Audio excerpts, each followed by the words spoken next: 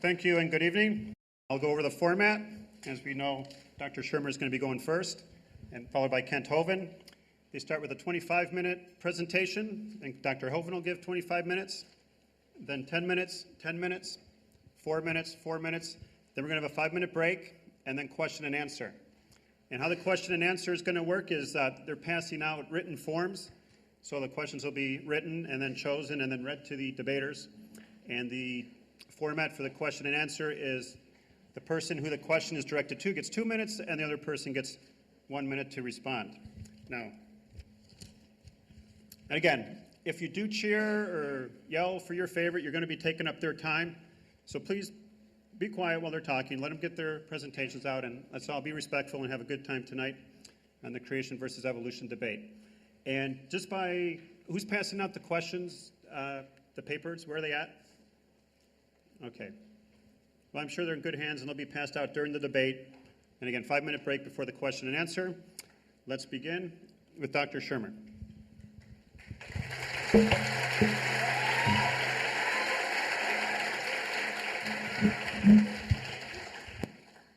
How we doing? Oh, wow. Hope the fire marshal's not here. Oh, man. I don't know. It's just sort of a psychic hunch I have. I got the feeling there's slightly more believers than non-believers here. I don't.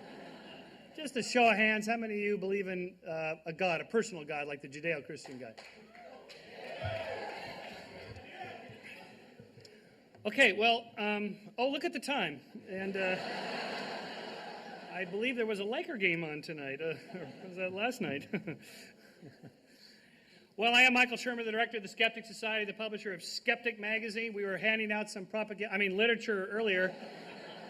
If you didn't get any, we do have a table in the back. My associates, Matt and David, are back there, happy to help you out there. I am really glad to see so many people. It's a beautiful night. You don't have to be here. You could be out enjoying the great outdoors, but we appreciate that. Obviously, there's great interest in the subject, a subject we deal a lot with at Skeptic.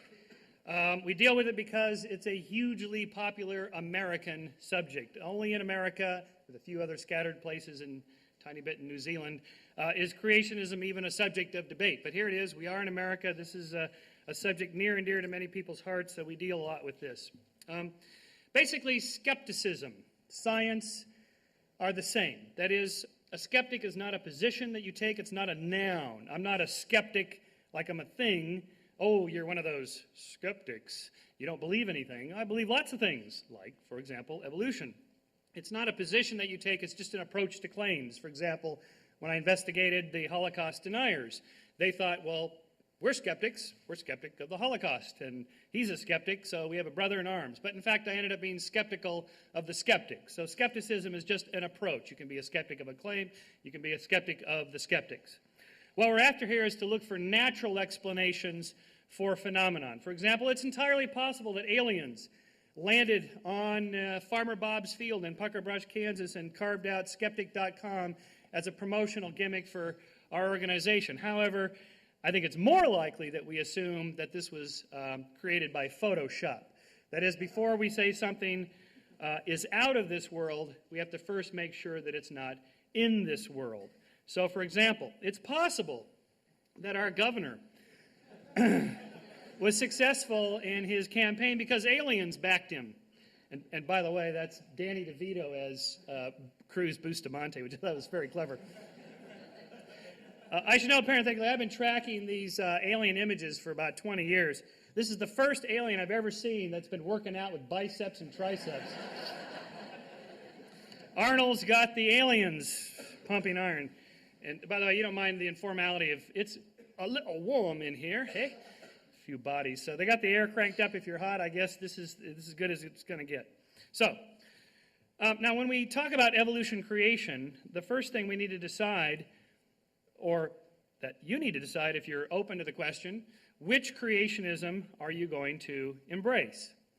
Here's a useful continuum. I've been debating creationists for nearly 20 years of all stripes. There's flat earthers, geocentrists, young earth creationists, old earth creationists, gap creationists, creationists that believe there was a gap between Genesis 1:1 and 1:2 to allow for geological time, day-age creationism, that the days of Genesis represent geological epochs, therefore allowing for an old earth, progressive creationism, evolutionary creationism. These are creationists who believe that God operates through the laws of nature. Theistic evolution, which is largely part of the intelligent design movement, and finally down to the end of just materialistic evolutionists. So you need to ask yourself, which one is Kent Hovind part of? Which creationism are you interested in hearing about? Which one will be presented tonight? There's a bunch of different ones, and they all have different arguments. And interestingly, they disagree amongst themselves. You can go to, for example, Answers in Genesis, which is a very conservative Christian creationist organization that disagrees with most of what my debate opponent will say tonight. So there is great diversity here. You have to choose, pick and choose, and read, and figure out which part of the creationism you want to embrace, if at all. Now, first of all, we have to recognize that, in fact, most people embrace evolution. 96 million American Christians accept evolution. In a 2001 Gallup poll, 37% of all Americans agreed with the statement that human beings developed over millions of years from less advanced forms of life, and that God guided the process. Since 90% of Americans roughly are Christians, that means 96 million American Christians believe in evolution. Now, it's not that that makes it right, but that at least if you're a Christian who wonders whether it's okay to accept the theory of evolution, obviously it's quite okay. In fact, a billion Catholics, who are sometimes skeptics, accept evolution. The Pope himself, John Paul II, in 1996 encyclical, said, "New knowledge has led to the recognition that the theory of evolution is more than a hypothesis. It is indeed remarkable that this theory has been progressively accepted by researchers following a series of discoveries in various fields of knowledge. The convergence," this is an important statement, "the convergence, neither sought nor fabricated," this isn't a conspiracy on the part of scientists, it just happened this way, "of the results of work that was conducted independently is in itself a significant argument in favor of the theory." I'm going to play this up quite a bit tonight. This convergence from independent lines of inquiry, independent of each other. These guys aren't meeting on the weekends to say, look, we got to get our story straight because that Kent Hovind's out there, stumping the debate circuit. They arrived at it independently. The Pope, by the way, in 96 was responding to an earlier cyclical in the 1950s in which that Pope said, it's possible evolution may be true. We should be open to science and not just reject it. And this Pope said, it is indeed true. In fact, even our ex-president Jimmy Carter, an evangelical Christian, calls himself a born-again Christian. When a couple of months ago, the state of Georgia required that biology textbooks in public high schools have a little sticker in them warning the students about evolution. As a Christian, President Carter said, a trained engineer and a scientist and a professor at Emory University, I'm embarrassed by Superintendent Kathy Cox's attempts to censor and distort the education of Georgia's students. The existing and long-standing use of the word evolution in our state's textbook has not adversely affected Georgians' belief in the omnipotence of God as creator of the universe. There can be no incompatibility between Christian faith and proven facts concerning geology, biology, and astronomy. There's no need to teach that the stars can fall out of the sky and land on a flat earth in order to defend our religious faith. Okay. The problem with all creationist argument, and this is probably the most important slide I'll put up tonight, is that it is nothing more than a God of the gaps argument. That is, wherever there's a gap that scientists seemingly can't explain, or if you can find a quote where it makes it sound like they seemingly can't explain, that must mean that's where the miracle happened. That's where God intervened. Or if you're an intelligent design creationist, you don't use the word God, you use the word id, intelligent designer. Whatever you want to call it, that's where the miracle intervened. It reminds me of Sidney Harris's famous cartoon, my favorite, where the one scientist writes up there in the step 2, then a miracle occurs, and he says, I think you should be more explicit here in step 2. I can't emphasize enough how important this point is. This is the central point, that to simply say, look, I don't think you guys can explain this problem, whatever it is. Therefore, that's where a miracle happened. God did it. Id did it. Even if that's the case, it doesn't explain anything. It just says, poof, a miracle happened. We'll just put a filler here, a word filler. We'll say, God did it, miracle did it, whatever. It doesn't explain anything. Even if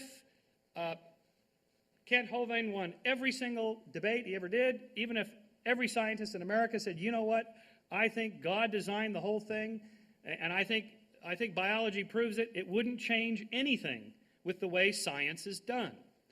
Because this has nothing to do with science. Science is the search for how that happened. What happened in step 2? If it did it, don't you want to know how it did it? If God did it, don't you want to know how she did it? For example, we know evolution is a fairly simple thing. It's a pattern of descent with modification, whatever causes changes in gene frequency. So if we just take any particular phylogenetic tree, a descent of organisms across time, here's the ceratopsians. Evolutionists, scientists offer an explanation for how this diversity, this biodiversity occurs through genetic frequency changes and population genetics and mutations and so on and so forth. Whether that's right or not is a separate question in a way. If it's not right, well, then you figure out how it happened. But to simply say, well, God did it, or it did it, well, aren't you curious how it did it? I mean, did it create this general type, and then natural selection created all the varieties? Did God create each species, and then nature created the subspecies?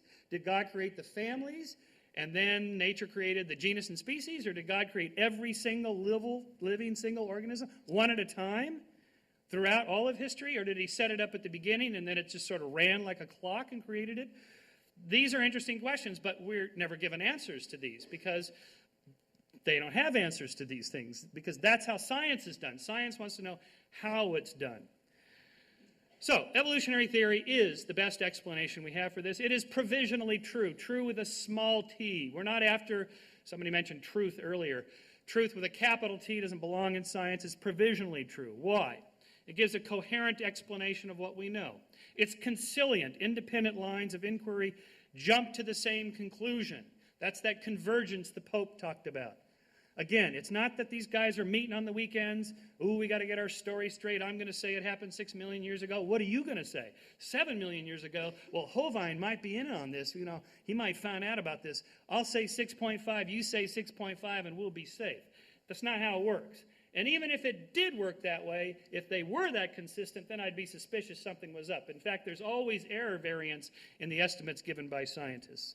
Finally, it predicts new findings, which so far have been confirmed, and I'll show you a bunch of these empirically. So, for example, there's a consilience on estimating the age of the Earth, right? It's not a perfect number, but there's a little bit of error variance there.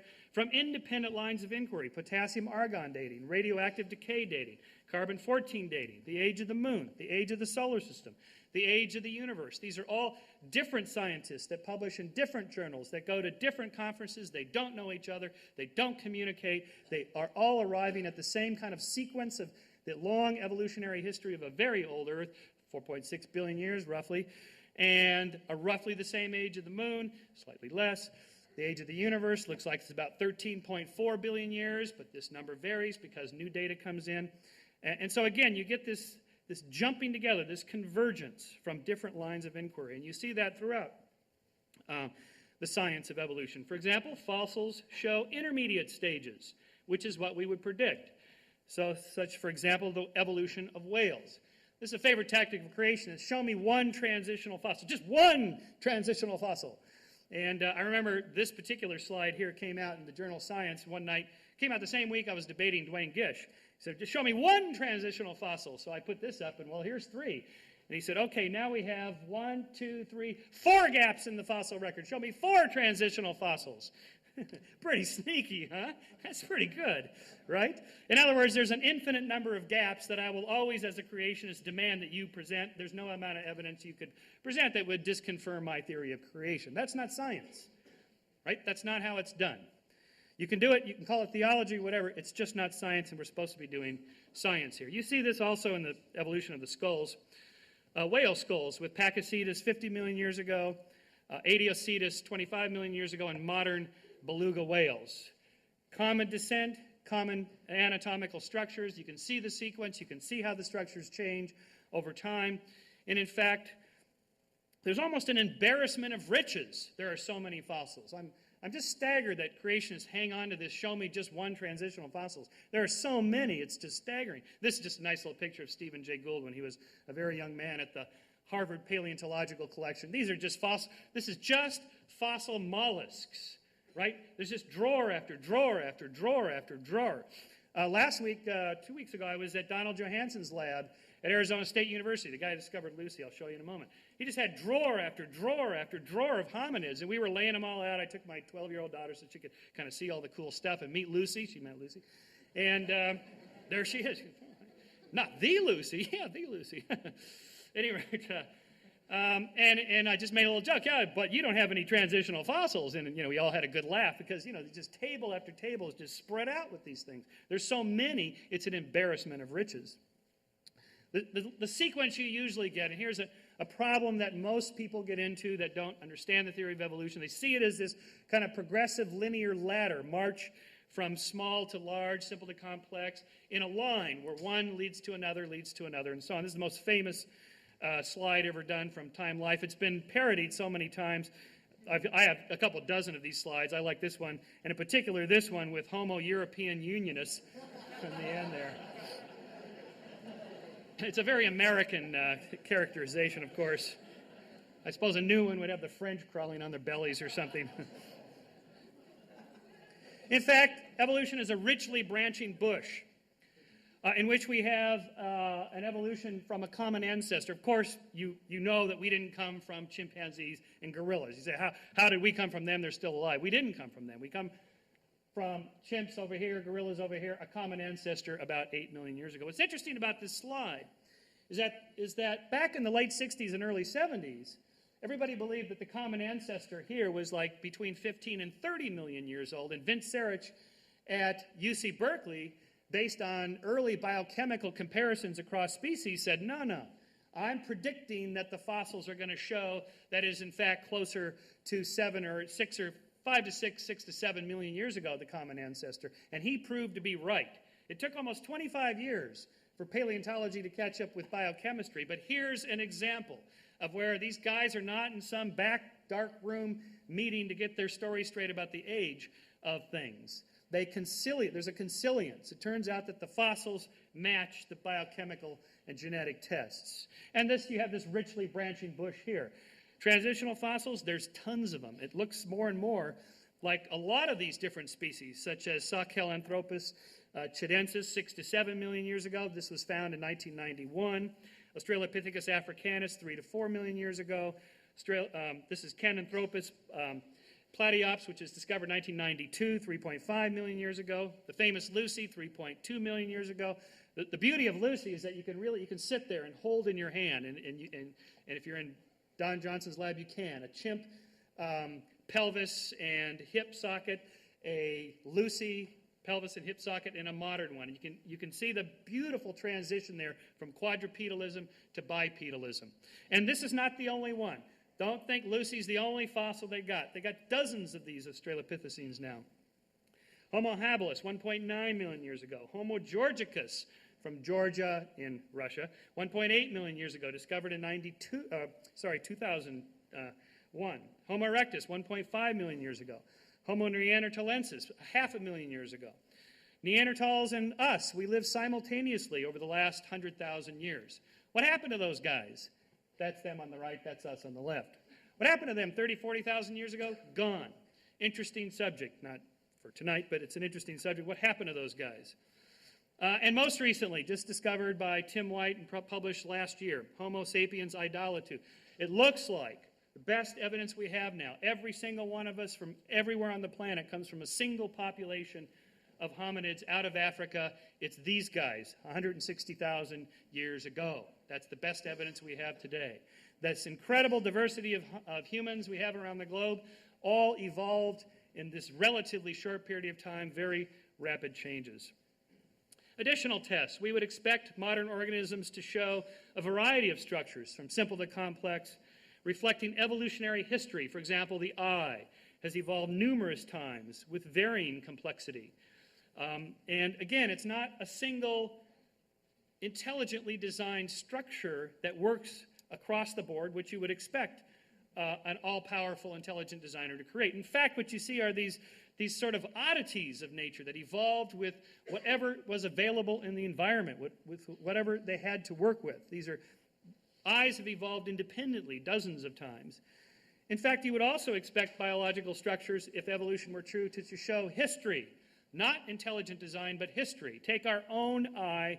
Just take the structure of the retina with the rods and cones on top, amacrine cells, bipolar cells, and ganglion cells, but it's upside down.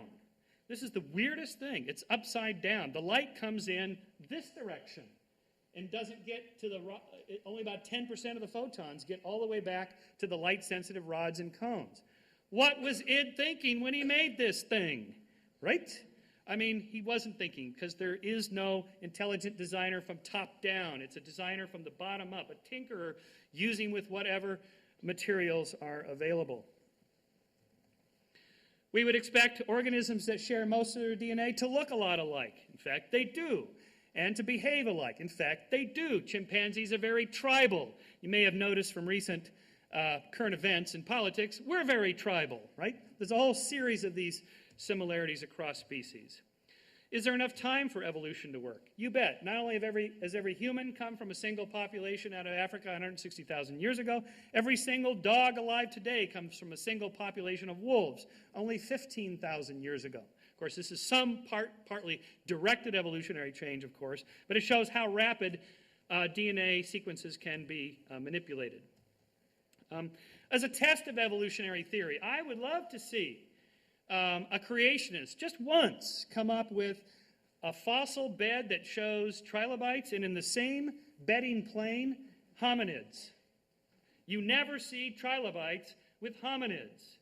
Now, creationists will say something like, well, there was this hydrodynamic sorting in the flood, and all the stupid beasties died and fell through in the flood and drowned early, and the smarter ones climbed to the higher hills, something like that. Not one smart trilobite managed to make it up with the hominid. Not one trilobite was in the pocket of the hominid, and he managed to survive. Not one. Of course, with evolution, we would predict that this is what you would find, these sequential bedding planes with different fossils in the beds, and that is what you find. But in any case, it's a testable hypothesis. It's an experiment you can run. Instead of reading creationist literature, go out and start digging. And if you find something like this, that would be the kind of evidence that would overturn the theory of evolution. We also see homologies, that is, common anatomical structures due to common ancestry. Most of you have seen these things, the similarity between the whale arm and the human arm, similarities between whale structures and even hummingbird structures, similarities between our arm and whale arms. If God created the whale flipper, why did he use a mammalian arm structure for it? Why didn't he just make it like a fish flipper? The fish flipper works great. Why have marine mammals swim like this, whereas fish swim like this? Swimming like this is really more efficient. It's a better way. It's the original way. If God created fish this way, why not marine mammals this way? Marine mammals swim this way because that's how land mammals run. That's how their spines move as they propel themselves forward. Vestigial structures are also very telling. For example, we have discovered now a snake, an ancestral snake here, with hind legs. Why would snakes have hind legs? And why would snakes today, as well as whales, show these vestigial legs? These legs are absolutely worthless today. They don't do anything. Why would an intelligent designer design this really clumsy, unintelligent, historical-looking thing, unless you want to impute to God or to Satan that he's just testing our faith by throwing those things in there to see if that'll confuse you with the facts, okay? Other than that, this is a sign of history and evolutionary sequence, not intelligent design. So a fundamental question then, wrapping it up, I think I got 2 minutes here. Is the universe designed? Back in the 18th century when Darwin was studying, The answers were yes by William Paley. A watch must have a watchmaker, to which David Hume encountered this old argument, no, actually nature resembles a mindless organism. I think this is not quite right. In fact, I think a better question is the universe naturally or intelligently designed? It's obviously designed to a certain extent, right? But it's historically designed. It looks kind of clumsily designed. So to the answer of where did this come from, for creationists, they offer a supernatural explanation. Right here, a miracle happened. I think you need to be more explicit in step 2 there. In a way, this is no different than a Gary Larson cartoon. God makes the snake. Boy, these things are a cinch. I really fail to see, honestly, how this is any different than any creationist argument I have ever heard. A miracle happened. That's it. Naturalism's answer, evolution or descent with modification, of course, is slightly different. We see a sequence, historical sequence. Well, Darwin wasn't the last, but... Okay, so finally then, how do we get these complex structures out of here? Oh, my time is up. All right. Let me just wrap up here then, just one final comment. If humans were designed by God or intelligent designer, this is what we would look like. Instead, and I'll go through the details of that in a second, instead if humans were designed by evolution, this is what the case would be.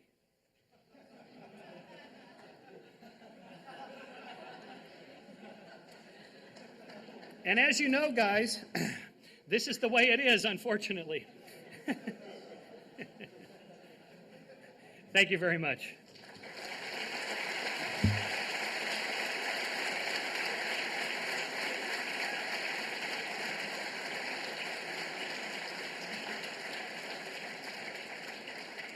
Okay. Thank you. Dr. Hoven will now give his opening presentation, and after that will be the rebuttal time, 10 minutes rebuttal, and then 10 minutes rebuttal. So, Dr. Hoven.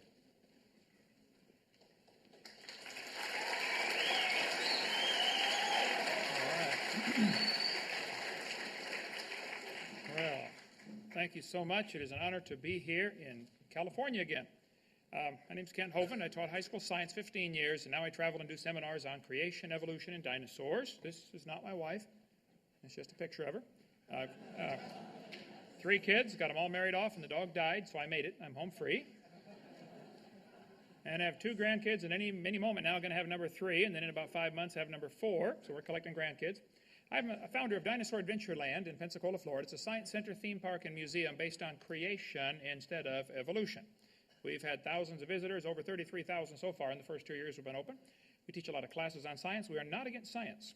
We have have a creation boot camp in September.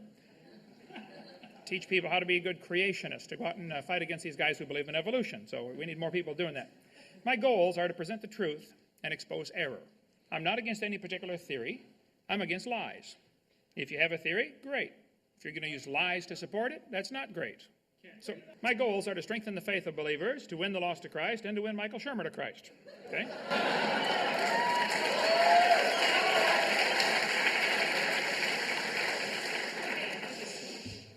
He is not the enemy. He does work for him, but he is not the enemy. Okay. All right. Let's define a few terms here tonight. Science is knowledge. It comes from the word to know. Okay? Knowledge gained by observations, experimentation, testing, study, etc. Okay? Some try to limit the definition of science like we heard tonight. They want to limit it to the natural world. If it's not natural, it's not science. Okay, well, let's just follow that logic to its logical conclusion. The operation of the world can be understood by scientific discoveries in the world. That does not mean you can explain the origin of the world by looking in the world. Okay, example, the operation of a computer can be understood by science. It all takes place in the computer. There's nothing magic about a computer. There's not a little man running around in there changing the numbers on the screen. Okay? It is a natural explanation that you can find in the computer for how the computer works. There is not a natural explanation in the computer for how the computer originated. You had to go outside the computer. Somebody outside the computer built the computer, okay? Somebody outside, beyond, above, greater than, smarter than the computer had to build the computer. And just because you can explain the operation of a machine does not mean you can explain the origin of the machine with the same set of rules. So religion is a set of beliefs concerning the cause, nature, and purpose of the universe. I'm going to define a few positions here. I take the position that the Bible is literally true and scientifically accurate. The earth was created in 6 literal 24-hour days about 6,000 years ago. Now, if that's true, I call our ministry Creation Science Evangelism. I think the scientific evidence supports the creation view. A good test for science is, does it make predictions? Okay, based on the idea that the earth was created in 6 days, 6,000 years ago, there are some predictions we can make. The Bible says clearly he did it all in 6 days. Well, let's make a few predictions. I predict the universe will show evidence of order and intelligent design. I predict there will be thousands, if not millions, of symbiotic relationships. All the plants and animals were created within a few days of each other. And there are millions of these that depend on different things for different reasons. Symbiotic relationships, I think, defy an evolutionary explanation. I predict there will be limits to the variations that life forms are able to produce. The Bible says they bring forth after their kind. You may get a big dog or a little dog or a wolf or a coyote or a dog, but you're going to get the same kind of animal. Now, somebody might decide to call it a new species. Okay, I'm not using the word species. It's the same kind of animal. There are limits to the variations. Any farmer that raises anything from corn to cows will tell you there are limits. Sure, there's varieties, but they're limited. Okay? Lots of dogs in the world might have had a common ancestor. A dog. Okay? I predict, based on, that does not prove dogs came from a rock 4.6 billion years ago, by the way. Okay, I predict there will be a purpose to life. We were designed for a purpose. I think I know what it is. Based on the assumption, we can make some predictions that there will be non-material things in the world like love, sense of justice, mercy, innate knowledge of right and wrong, a conscience, and absolute truth. Those things can be found. They do exist. I predict there'll be a way to find the will of the Creator, such as messengers speaking for Him, or maybe even a book telling us how He created it and why. I predict there'll be an afterlife where we face the Creator to give an accounting for everything we've ever said or thought or done. That's going to be a fearful day. Then I believe, before the flood came, the Bible teaches people lived over 900 years. That's what the Bible says. 912 is the average age from those before the flood. I believe that. Now, what predictions can we make based on that teaching? Well, I predict there will be legends of a creation event in cultures all over the world. I predict there'll be a golden age legend where people lived a long time. And it's interesting, almost all ancient cultures have stories about what they called the golden age, when people lived to be nearly 1,000. I predict there'll be skeletons found showing people with signs of great age, such as bigger brow ridge or bigger jaws. I predict there'll be biological problems today, like wisdom teeth for 40 or 50% of the population, indicating man used to be bigger and now we're smaller. So wisdom teeth are getting crowded into the jaw, and in some people they can't make it in. I predict since we are a copy off a copy off a copy off a copy off a copy off a copy off a copy of the original, there are likely to be a few biological problems with this generation. But that's no reflection on the original.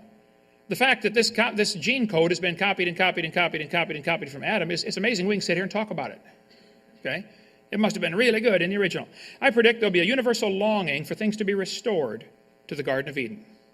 And that's what we find every place. Just about every culture has some kind of legend or story about a heaven where you get to go. Now, what difference does it make if you believe in creation or evolution? Well, if evolution is true, how do we tell right from wrong? Where's the standard? How do we tell right from wrong? Do we decide right from wrong based on what Osama bin Laden thinks? Should we decide right from wrong based on what Bill Clinton thinks?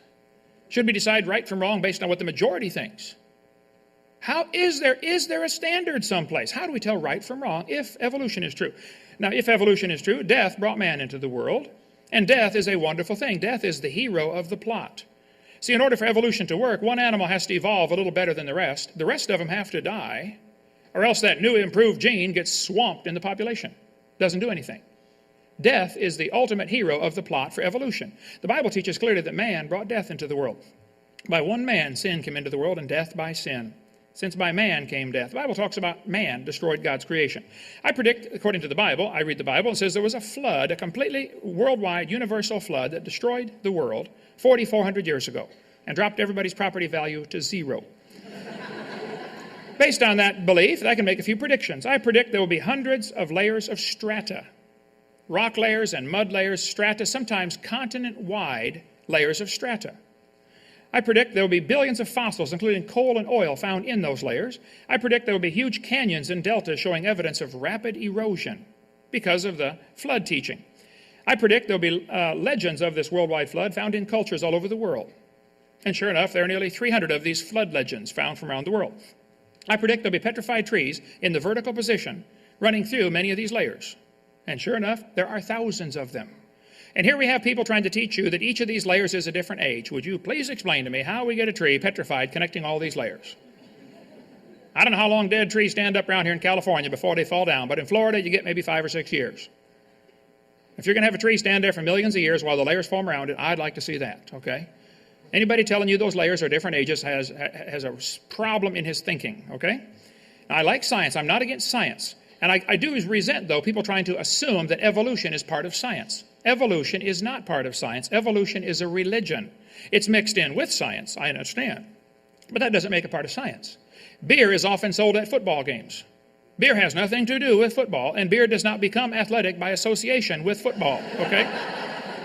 So, and evolution does not become science because it's stirred into a science book, okay? Evolution's a religion. Now, let's define a few terms. The word evolution has at least 6 different meanings or levels or stages. First, it would have to be cosmic evolution, the origin of time, space, matter. Secondly, there'd have to be chemical evolution. According to the Big Bang Theory, the Big Bang produced hydrogen. Okay, then how did we get all these elements? Do you want me to believe that uranium evolved from hydrogen? They'll say, oh yeah, fusion happens in stars. Well, you got 2 problems now. Number 1, you can't fuse past iron. Number 2, you got a chicken and an egg problem. Did the elements come before the stars? The elements make up the stars, and the stars make up the elements. Which one came first? They got a real chicken and an egg problem when it comes to chemical evolution. Thirdly, there'd have to be stellar evolution. Somehow the stars have to evolve. We've never seen one form. We see stars blow up all the time, called novas or supernovas, and yet there's enough stars out there that are now known. The current last estimate was 70 sextillion stars in the universe that we've observed, which means about 11 trillion per person. Those are the ones we know about. We don't know about the ones that we don't know about. Okay? Fourthly, there's going to have to be organic evolution, the origin of life. Somehow life has to get started from non-living material. The evolutionist is still left 200 years behind the times in science. They still believe non-living material can spontaneously generate. That's been proven wrong several hundred years ago. Francisco Redi, Louis Pasteur. Now, if you want to believe that, that's fine. I don't care what you believe, but don't call it science. They'll say, I read Dr. Schirmer's book about, they're doing experiments now, trying to do these. Okay, well, you do all the experiments you want, but meanwhile, it hasn't been done, okay? Nobody's made life. And if a bunch of intelligent people do get together and make life, that would prove it takes intelligence to make life. Okay? Number 5, we have what's called macroevolution. That's where you change from one kind of animal to another. Nobody's ever seen a dog produce a non-dog. Now, if you want to believe a dog came from a non-dog, you believe whatever you want, but don't call it science, number 1, and don't make me pay to teach it to all the kids in school like it's science. That's your religion. You teach that in a private school at your expense, okay? Number 6, we have what's called microevolution. I object to the term. I think it's a lousy term, but they use it, so I'll explain it. Microevolution tells us there are variations within the kinds. Big dogs, little dogs, straight hair, curly hair, I agree. That happens. The first 5, though, are purely religious. Nobody's ever observed any of these. So when I talk about evolution tonight, I am not talking about variations within the kind. Speciation. I'm not talking about that. I'm not sure who's deciding when we have a new species anyway. Somebody decided a dog and a wolf are different species. Okay, but a 5-year-old knows they're the same kind of animal. Okay, a horse and a zebra are different species, but they're still the same kind of animal. 4-wheel drive, genuine leather upholstery. Okay? So, evolution theory teaches 20 billion years ago, or sometime in the past like that, there was a big bang where nothing exploded. And then 4.6 billion years ago, the earth cooled down. And then it rained on the rocks for millions of years and turned them into soup, and the soup came alive 3 billion years ago. This is what the books teach, okay? That's the Big Bang theory. 18 or 20 billion years ago, Big Bang. 4.6 billion years ago, the earth cooled down. Planet Earth cooled and a rocky surface was created. This is what all the textbooks teach, okay? Then as the earth formed, it was hot and it was large pools of bubbling lava, but it slowly cooled down. And then, boys and girls, millions of years of torrential rains created great oceans. And swirling in the waters of the oceans is a bubbling broth of complex chemicals. Progress from a complex chemical soup to a living organism is very slow. Sure is. It don't even happen. That's how slow it is. This guy said the first self-replicating systems must have emerged in this organic soup. So their theory would say 20 billion years ago, Big Bang, 4.6 billion years ago, the earth cooled down, it rained on the rocks for millions of years, turned them into soup, and the soup came alive 3 billion years ago. And so there's Grandpa right there. Okay. Now, there's no question there's a wide variety of dogs in the world. The question is, does that variation we see tell us there is infinite varieties available? No. I don't think the dogs came from a rock 4.6 billion years ago. Okay. So the first 5 are purely religious. Number 6 is science. But they try to skip the first 4 all the time. I see this all the time in textbooks. They try to skip those. Now, evolution, number 5, the first 5 anyway, I think is the dumbest and most dangerous idea in the history of the world. It didn't happen. There's no evidence for it. Let's see. Marxism, evolution leads straight to Hitler, Stalin, Pol Pot, abortion, communism, Marxism, rejection of logic, and to hell if you don't trust Christ. Okay. Now, Michael Shermer is the editor of Skeptic Magazine. He is absolutely correct to be skeptical of some of the dumb things people believe out there. There are some weirdos in this world, folks, okay? You got some here in California. And they believe some strange things. And I think what he does, exposing the illogical stuff that people teach, is great. I wish he would apply that same logic to his own theory of evolution. He's skeptical of everything except the evolution theory. For some reason, he's not skeptical of that. That blows my mind. Now, let's define some terms. In the Skeptic Magazine article here, Michael Shermer wrote, August 28, 2003, "Brights come out of the closet." As many as you are aware of, if you're aware, there's a movement to introduce a new name for our society, our group, the evolutionists. Instead of calling us non-believers, infidels, heretics, skeptics, humanists, secular humanists, introduced at the Atheist Alliance International Conference last year in Florida, they came across the idea to call themselves the Brights. We are the Brights. He goes through the illustration in his book about how that the gays, picked that term gay so people wouldn't call them queers or fags or something else, and now it's a better term, and they've now gotten political clout because of the less aggressive term. Okay. What is a Bright? He says, a Bright is a person whose worldview is naturalistic. Well, let's define some terms. He says, bright is a good word. I mean cheerful and lively, showing an ability to think, to learn. That's good. But now I'm officially out of the other closet in print. He's a Bright. Okay. Well, the word people used to be called Homo sapiens. In the most recent books, they're calling us Homo sapien. The word sapien means wise. We're the wise man. We're bright. Well, the Bible says that professing themselves to be wise, they became fools. Okay? And if you think your great-great-great-great-great-great-great-grandpa was a rock, I think you're a fool. Okay? Well, we can help you, though. We're here to help. Let's define some terms. Stupid. Lacking normal intelligence. Foolish. Silly. A stupid idea. Evolution is not even a good theory. It is stupid. Okay? People are welcome to believe whatever they want, but I think it ought to be illegal. It's certainly silly and unfair to make all taxpayers support this one religion in our public school system, and evolution is nothing but a religion. Okay. In his magazine, he said, my real purpose was to understand Gish and the Creationists so that I can understand how they can reject the well-confirmed theory called evolution. Well, Michael, we're not rejecting science. We're rejecting the idea that you're stretching this observation of, varieties of dogs to mean a dog came from a rock. We aren't rejecting science. And evolution is not a well-confirmed theory. You've got to define what you're talking about here. Now, I'm not anti-evolution. I'm not an evolution denier, like he says in his book numerous times. I'm for truth and against error. If evidence exists for a theory, show me. But don't use lies to support a theory. By the way, Kent is Welsh for bright. Okay? Just a little bit of trivia there. Texas has laws requiring textbooks to be accurate. So does Florida. So does Wisconsin. So does Alabama. So does California. Textbooks shall be factually accurate. That's all I want is accuracy in textbooks, okay? Minnesota says a teacher shall not deliberately suppress or distort subject matter. Evolution is a dying religion surviving only on tax dollars. It's dead, folks. It didn't happen. Now, the evolution theory is positively anti-science. There's not a shred of real evidence to support the theory other than oft-repeated lies. Now, if you have evidence for evolution, I really want to see it. But I heard some things in the last 25 minutes that Dr. Shermer said that he ought to know, I'm sure he knows, are simply lies. They've been proven wrong years ago. The idea of vestigial structures.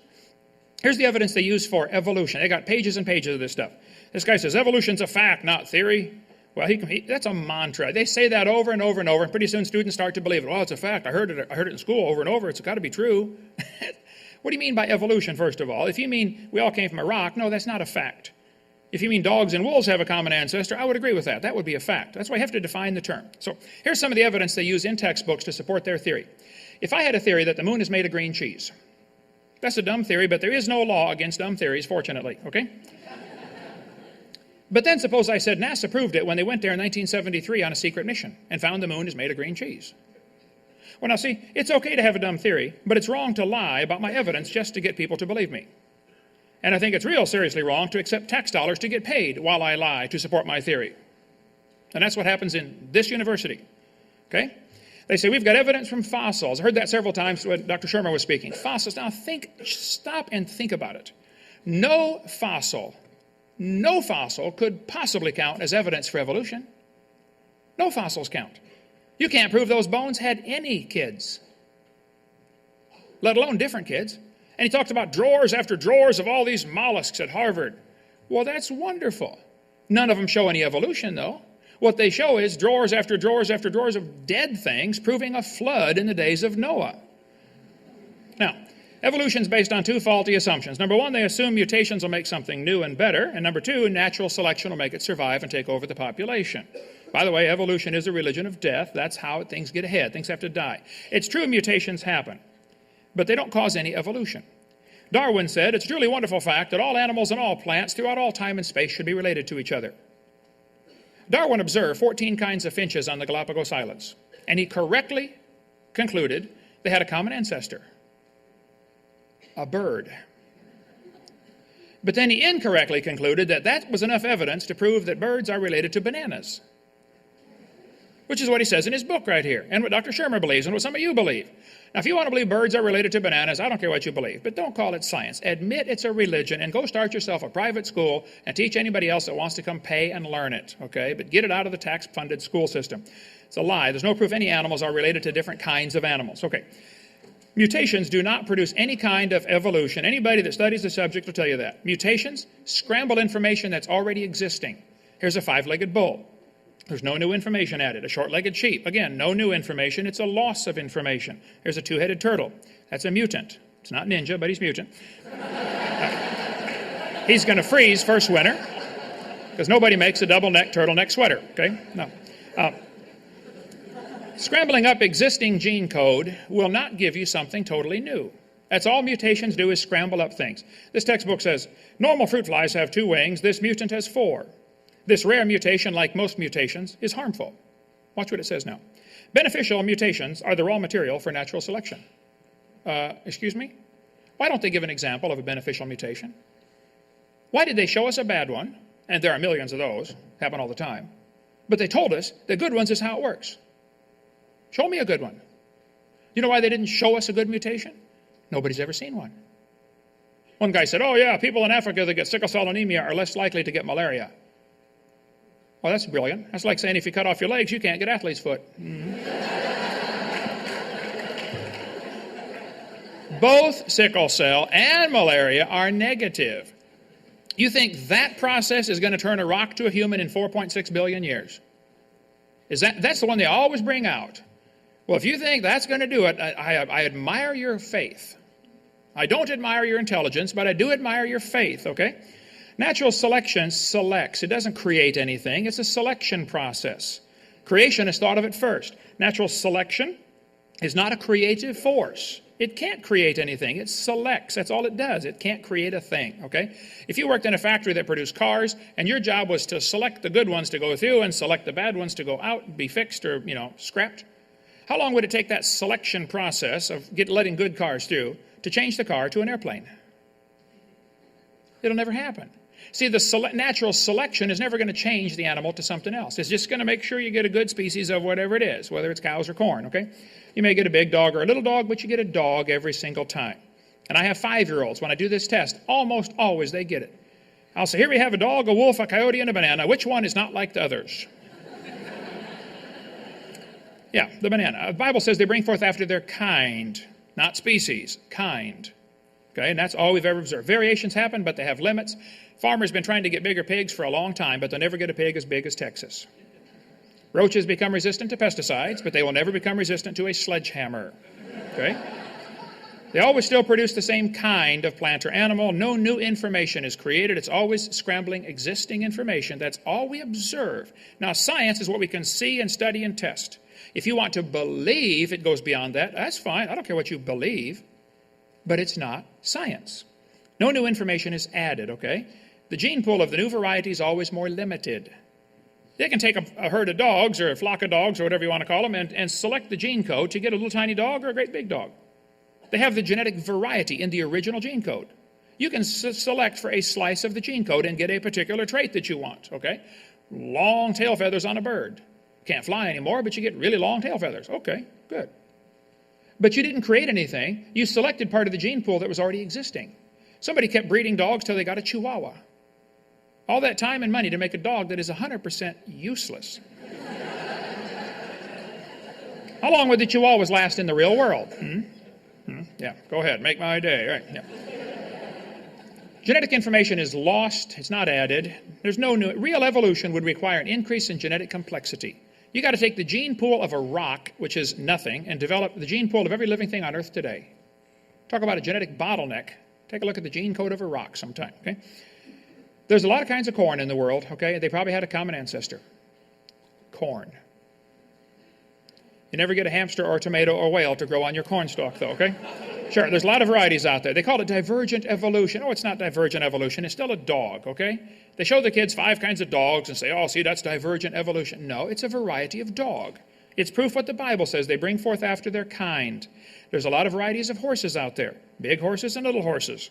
We had the world's smallest horse visit our museum. My granddaughter liked riding it, I guess. But they crossbreed horses. They get Zorses, Zonkies, Zionis, Zedonks, and Shebras.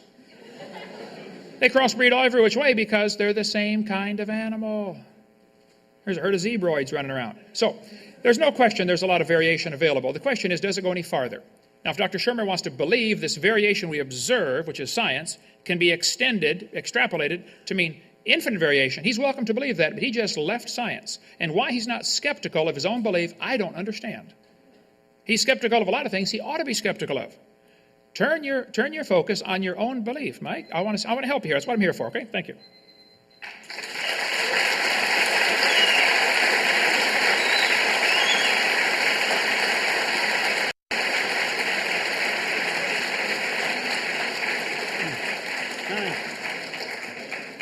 Okay, thank you. Had a little report of some people behaving badly. Let's respect our neighbors and enjoy the debate.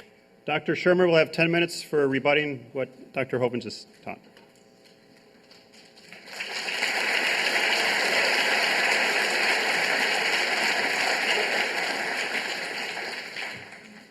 Wow. You're the only guy I know that give a 2-hour lecture in 25 minutes. Sounds pretty good. Shouldn't have had that beer before. Oh, well, but I'm having a good time. All right. He brought the beer up. Okay, so Ken Hovind has announced at the beginning that his purpose here is to win over non-believers to Christ and me. I even made the slide. I was impressed. Thanks. And even got my name right. I was in South Dakota 2 nights ago, and a guy was passing out literature about why people shouldn't believe my lecture. And he said, Michael Sherman is going to tell you things you shouldn't believe. I said, well, okay, where is this guy? Anyway, it's Shermer. At any rate, I was actually once a evangelical, born-again Christian. I accepted Christ in 1971, and I went to Pepperdine University to major in theology. And I took this very seriously. I was really, really a believer. I did. And by evangelical, I mean we evangelized. We went door to door. This was literally Amway with Bibles. You know, we were selling God. That's how you define an evangelical Christian. And I went door to door and told people about this stuff. And then, for a long story short, I wrote a whole book about this stuff. But I found out you had to get a PhD in theology, you had to study Greek, Latin, Hebrew, and Aramaic, and I could barely get through Spanish, so I thought, all right, I'm going to have to switch majors here to get a job. So I switched to the sciences, because I was good at math and science. And I discovered there that the answers are not final. They are provisional. They're provisionally true. This is what we know now. Furthermore, it might change. And that's okay. Really, it's okay. In fact, it's a good thing. And best of all, you get to participate in the process. And I thought, wow, what a great deal. I get to think. I actually have to think for myself. I get to try to find out some of the answers. The answers aren't out there for me to just read from some other authority, but I actually have to try to think it through myself. For me, at least personally, and religion is the most personal of beliefs. That was far more enlightening and transcendent, spiritual, than anything I had experienced in 7 years of being a born-again Christian. And even today, even though I've been to Chartres Cathedral in France, it's one of the most spiritual places you can go on earth. But to me, to stand in the 100-inch telescope dome at the top of Mount Wilson is equally, if not more, spiritual. So science has, at least the discoveries of science isn't a religion, but the discoveries can be felt in a transcendent way. So I don't really see that there's any conflict here. You don't have to pick between the two. Now, in terms of what religion does, right, it does things that science doesn't do for the most part. And so, again, even if it turned out every scientist on the planet was religious, believed in God, was an evangelical Christian, take your pick, it wouldn't change what they do when they're doing science. Right? They would still have to go to work the next day and do science. Science has nothing to do with religion. In terms of some other claims here. Dr. Hoven asked about my position on the afterlife. Well, I'm for it. Really? I am. I hope it's true. And if it's there, I hope I'm going. Don't you? I mean, right? This would be great. But what I want to be true and what is actually true are two different things, and that's the problem with religious faith, is that you don't know if it's actually true. It's true for you, true psychologically, which is fine for a lot of things, but that's not science. A lot of things are like that. Politics are like that. A lot of social attitudes are like that, but that's not science. It's just something completely different. Kent said that the Bible is literally true. Really? Gosh, in Genesis, the first chapter, Adam and Eve are created at the same time. In the second chapter, Adam's created first. Then some other things happen. He names the animals. He gets a little lonely. He wants to be, the next Bachelor reality show. He says to God, I need a companion. God says, okay, I'll take that extra rib, and here's your companion. All right, so, of course, obviously, the Bible's not literally true. We have two creation stories. They can't literally be true. And, of course, thoughtful theologians say, well, of course, they're not literally true. These are two different explanations of the same phenomenon. Fine, but it's not literally true. And in any case, Kent mentioned good and evil, morality. Where is the standards for right and wrong if evolution's true, if there is no God? Where do we get these right and wrongs? Well, if we're supposed to take the Bible literally, and since gay marriages is a hot topic these days, you've heard all about Leviticus and Deuteronomy, where it says, a man shall not lie with another man. All right? Okay, but literally, if we're supposed to really turn to this as our source of morality, what about the next chapter where disobedient children are supposed to be stoned to death? Oh, well, we don't accept that today, because we're more enlightened. Really? I thought it was literally true. I thought all of it was true. What about the next chapter in which women, when you marry, if you do not show the signs of your virginity on the sheets the next morning after your honeymoon night, you are to be taken to the elders and stoned to death? That's in there. You can't believe this stuff is in there. If you actually read this Old Testament, wow, this is incredible. This is in the Bible? Yeah, it is. So if you're supposed to take it literally, what do you make of that stuff? Of course, there's myths and legends from all cultures. Some of them are similar because it turns out all cultures that live on bodies of water that flood have flood myths. Cultures that don't live on bodies of water don't have flood myths. These are geographically determined. Now, Kent said that evolution's a religion. Look, if evolution is a religion, everything's a religion, then nothing's a religion. Religion, as a word, has to mean something. If you say that evolution's a religion, it doesn't mean anything. Evolution is not a worldview in the sense of offering moral homilies and purpose and meaning in life. You, as a person who takes a scientific worldview like me, you may construct your own personal meanings and purpose and discover your own right and wrongs through a variety of ways. I wrote a book about this called The Science of Good and Evil, but the actual science of evolution has nothing to do with any of that. The people that do evolutionary biology, they don't do morality and theology and God and what's the purpose and meaning of my life when they're doing science. These are two different things. Turns out 39% of all American scientists believe in God. So how do they do this if, according to him, they can't be doing this? Well, they do. How do they do that? All right? So these are two different things. In terms of the science of cosmic evolution, where the Big Bang come from, and so on and so on, these are, big subjects. A lot of data, an incredible lot of data. When I was in college, the Big Bang was not accepted. It was kind of a toss-up between the Big Bang and the steady state and so on. Finally, so much evidence came forth that hardly anybody supported the steady state theory. Now, pretty much everybody supports the Big Bang. Not because they have to, or else they're going to have to become Christians or something. It has nothing to do with religion. They are simply concluding that because there's so much data in support of it. Despite of all the skeptics over the decades that said, we don't believe the Big Bang, finally they were all converted to so-called believers in the Big Bang simply because there was so much evidence for it. I'm always amused when creationists bring up this evolution leads to communism, leads to abortion, leads to atheism, and sex, drugs, and rock and roll, and rape, and nastiness, and so on. I can assure you, if you study history at all, long before Darwin, people were nasty to one another, and they had wars, and rape was not uncommon, and thieves, and so on and so forth, criminals. There's nothing new about people doing nasty things to one another. That's what we do. It's part of our nature.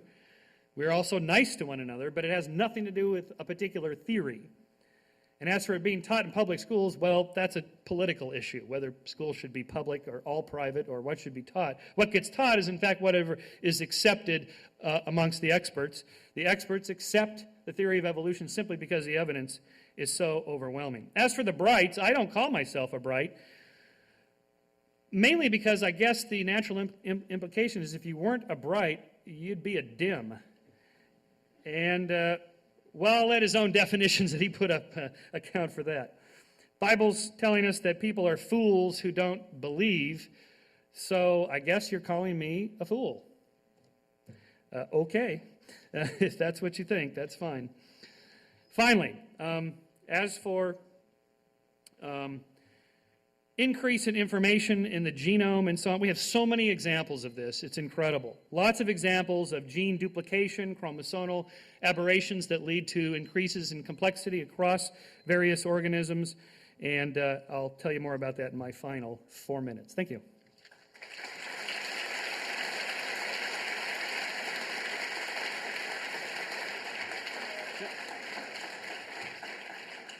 Okay, thank you. Now Dr. Hoven. Dr. Hoven will give 10 minutes rebuttal to the opening comments by Dr. Shermer.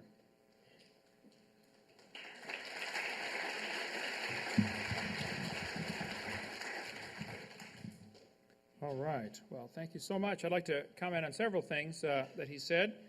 He mentioned there is evidence for evolution from homology, from vestigial structures. The human eye is a poor design. I won't think I'll be able to cover all that, but you can get my video series on my website, drdino.com, and watch the whole thing. This textbook says the appendix is vestigial. This is ludicrous, okay? This is a lie. The appendix is not vestigial. You do need your appendix, okay? The appendix is part of your immune system. It's true you can live without it. You can also live without both your legs and both your arms and both your eyes. That doesn't prove you don't need them, okay? If your appendix is taken out, you have a much better chance of getting quite a few diseases, and something else in the immune system has to work harder. It's like losing a finger. You can still have a grip, but now the rest of the fingers have to work harder. If somebody tells you the appendix is vestigial, they are either confused about their anatomy or they're lying to you, but it's not true. This textbook says the whale has a vestigial pelvis. This is one that he brought up earlier about the whale having a vestigial pelvis. Now, hold on a minute. National Center for Science Education is funded by Andrew Carnegie's grant. He loved the evolution theory. The National Center for Science Education, who all of them refused to debate me 2 weeks ago when I was at Berkeley, they teach the people that cows evolved to whales, bossy to blowhole. Well, here's their evidence. Whales have a vestigial pelvis and leg bone that serve no purpose. Just imagine the hind limb bones that have no function, the textbook says. Imagine whales walking around, it's true. Here's the bones they're talking about right there. You can see them at your Los Angeles Museum right down the road here. Those are the bones. Yes, just imagine the whale walking around. This textbook says the whale's pelvis is located far from the vertebra and has no apparent function. The whale's pelvis is evidence of its evolution from four-legged land-dwelling mammals. This is a lie. Those bones are anchor points that special muscles attach to. And without those special bones and those special muscles, the whales cannot reproduce. Male and female whales have different bones in that region to support different muscles for different reasons. This has nothing to do with walking on land. It has to do with getting baby whales. Okay? So the people that are writing this in the textbooks are either ignorant of whale anatomy or they're lying trying to push their theory. I hope they're just ignorant. That we can fix. If they're lying, they ought to get a different job picking features or changing tires. They got no business taking tax dollars to lie to the kids coming through their class. It says these bones resemble those of other mammals, but they are weakly developed in the whale and have no apparent function. This is a college biology book. This guy ought to be fired. He doesn't understand his whale anatomy. They're teaching this stuff like it's some kind of fact. Is this a university to get educated, or are you just getting indoctrinated in a theory? Okay? They say ambulocetus, pictured here, is mostly imagination. The dark bones are the only ones actually found. Ambulocetus is not a missing link. Ambulocetus is just a few fragments of bone. How about B.J. Stahl, Vertebrate History, Dover publisher, said the Basilosaurus is not an intermediate. He said the Archaeocetes could not possibly have been ancestral to any of the modern whales. Pakicetus, shown here, all they found was one piece of a skull, a small piece of jaw, and a few teeth. That's enough to know it used to be a whale? You've got to be kidding. Now here you are, Skeptic Magazine. Why aren't you skeptical of a claim like that? No pelvic bones were found, and little is known about the tail, but the authors are certain the feet were enormous. As such, Ambulocetus represents a critical intermediate. This is pure propaganda, okay? We could talk all day about the whale anatomy. He mentioned about the snake. I happen to have a 15.5-foot python snake skin in my museum in Pensacola, Florida. If you look at the south end of that python, you will see it has two little bitty claws. Those claws are attached to little tiny bones going up inside the snake's body. That's a fact, okay? They have them. Textbook says these are rudimentary hind legs of a python snake. He mentioned that earlier, that the snake pelvis is evidence for evolution. Look, those little claws and those little bones have nothing to do with walking on land. The snakes use those claws in mating, okay? They don't have any arms, all right? And they can't talk. They can't talk and say, squirt over, honey, okay? This has nothing to do with walking on land. So the people that are saying the snake has a vestigial leg are ignorant of snake anatomy or are lying trying to push a theory off. Okay, but it's not true. They use those bones and those little muscles. This textbook says humans have a tailbone that is of no apparent use. It says the vestigial tailbone in humans is homologous to the functional tail of other primates. Thus, vestigial structures can be viewed as evidence for evolution. You can rewind the tape and see that's what he said in his opening comments. One of the evidences for evolution is vestigial structures. I would like to point out, Your Honor, vestigial structures is losing something, not gaining something. How can that be evidence for evolution? How did you get it to begin with? Secondly, the tailbone is not vestigial. One guy told me, he said, up at Berkeley, he said, I think the tailbone is vestigial. I said, well, I taught biology and anatomy. I happen to know there are 9 little muscles that attach to the tailbone, without which you cannot perform some valuable functions.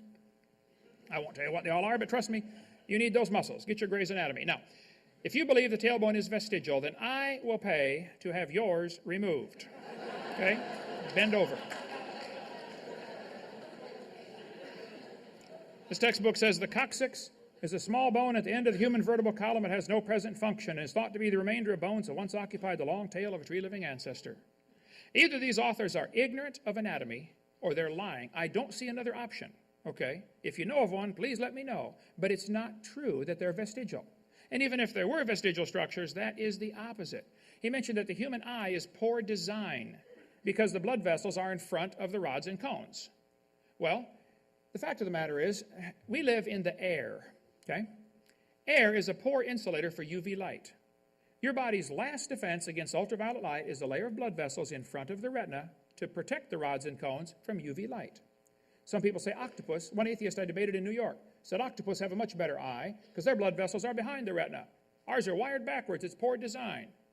I said, well, sir, octopus live in the water. Okay? Water blocks UV light. They don't need their blood vessels in front. So if you want to swap eyes with an octopus, you just go ahead, but you're going to be blind in a few days. We're designed for living in the air, and they're designed for living in the water. And I think the eye is incredibly designed. At 51, mine are starting to fade a little bit, but hey, that's expected, okay? That's an example. We used to be much better. Things are getting worse. That's the second law of thermodynamics. Things are falling apart. Let's see.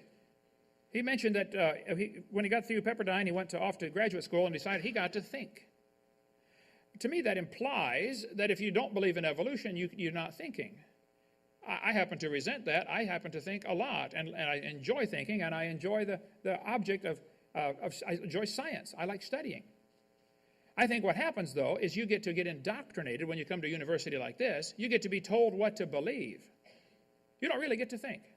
Because if you wrote a paper, suppose a teacher stood up 10 years ago in the Soviet Union, where my daughter-in-law is from. Teacher gets up in class and says, hey, students, I don't believe in communism anymore. Capitalism is a much better system. What would happen? That teacher would be shoveling snow in Siberia if they survived. And if a teacher gets up in this university tomorrow or Monday and says, kids, I don't believe in evolution anymore. I think creation is true. They will go to academic Siberia. There have been hundreds of teachers fired, lost their jobs, lost their government grants, precisely because they didn't bow down and kiss the feet of the sacred cow of evolution. Evolution's a religion, nothing more. There's no scientific evidence to back it up. If you think there is some, I really, really would like to see it. He mentioned that the Pope accepts evolution. That's because the Pope has never been to my seminar.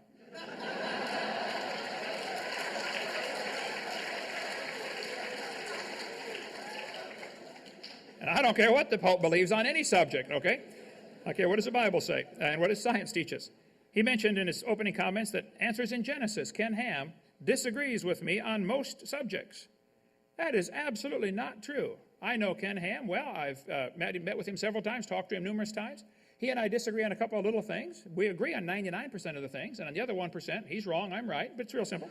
Okay? But I sell his books and support his ministry, and I think you're simply wrong if you think there's a vast disagreement there. Just little minor stuff that doesn't amount to nothing.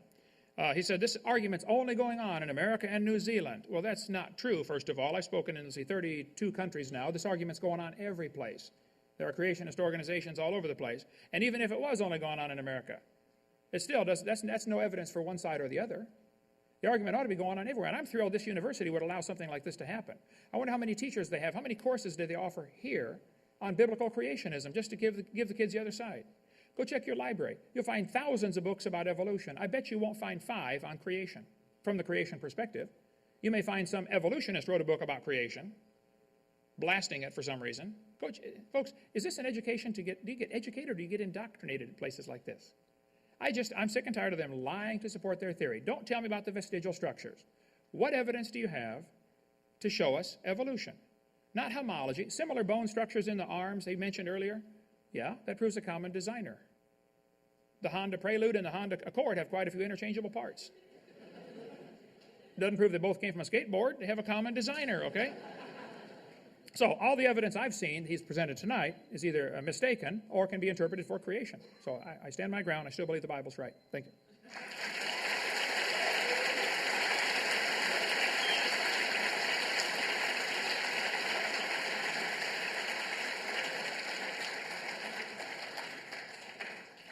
Okay, we're now to the closing arguments where each man gets 4 minutes. And get your questions ready. What I think would work well is at the end of Dr. Hoven's closing comments to pass them into the aisle, and someone will get them, and then we'll take a 5-minute break and do question and answer. So get your questions written and start the closing argument. And then we throw the chairs. Okay, good. I only get 4 minutes. Okay, so this is an important concept to understand about explaining how things evolved. This was put forth in Darwin's time. What is called the problem of incipient stages. What good is half of a wing? You can certainly see what a fully developed wing is. What's the functional pathway to get to the end if by Darwinian evolution you have to go step by step gradually? Well, the answer is that it didn't come out with that end purpose in mind, because evolution doesn't look ahead. In fact, each of these particular structures had some other function along the way. In the end, then, they end up with a final function, which is different than the specific functions for each of those structures. So, for example, legs, obviously, their primary purpose is for walking. If they can also serve for grabbing your honey during lovemaking, well, then that's also fine. But that's a secondary function for which they were adopted for later uses. And who could disagree with that? And so let's say that the legs in snakes become afunctional later. It costs a lot of energy to support the structure, blood vessels, nerves, and so on to run legs. So it's simply more efficient to lose them and still use them for a secondary function later along the way, such as mating. Okay? So that's how that happens. This explains a lot of things. There's a lot of good research on that. In closing, the naturalistic way of explaining how the world works is used because it works. It gives us something to do when we're doing science. Doing supernaturalism, which is what Kent Hovind does and most creationists do, doesn't do anything. It doesn't give you anything. Again, all you've heard tonight are, I can't figure out how the evolutionists can explain this. I disagree with it. I don't think they've come up with an answer. Therefore, God did it. That's not an answer. That doesn't give us anything to do if you're going to do science. If you want to say, look, this is important to me because I happen to believe in my religion, I need to believe this particular tenet that the Bible is literally true. That's fine, but that's not science. The reason I told you that other people don't accept that is simply to show that that's not a particularly popular view. In fact, I think it's a fairly narrow view. The reason people believe in God, and I wrote a book on this, is primarily having to do with emotional, psychological, cultural, social, family reasons. The number one predictor of anybody's religiosity is their parents' religiosity, where they were born and what their influences were. And then peer groups, teachers, and so on. It has nothing to do with, boy, I lined up the evidence and I saw it was true and therefore I believed it. Almost nobody arrives at their beliefs for that reason. Same thing with political and social attitudes. Scientists, of course, are people and they're biased as well, but science has a really important built-in self-correcting machinery that drives it toward error correction and the elimination of bias. At least it's better than any other social system, as flawed as it may be. Science is not a religion. It's not even a noun. It's not a thing. It's a way of asking questions and answering them about the natural world. It's not anything more than that. It's not religion. It's a way of thinking. It's a verb. Think of science as a way to approach the world and answer claims and test answers and test questions and so on. In that sense, science is the best thing ever developed for understanding how the world works. Thank you.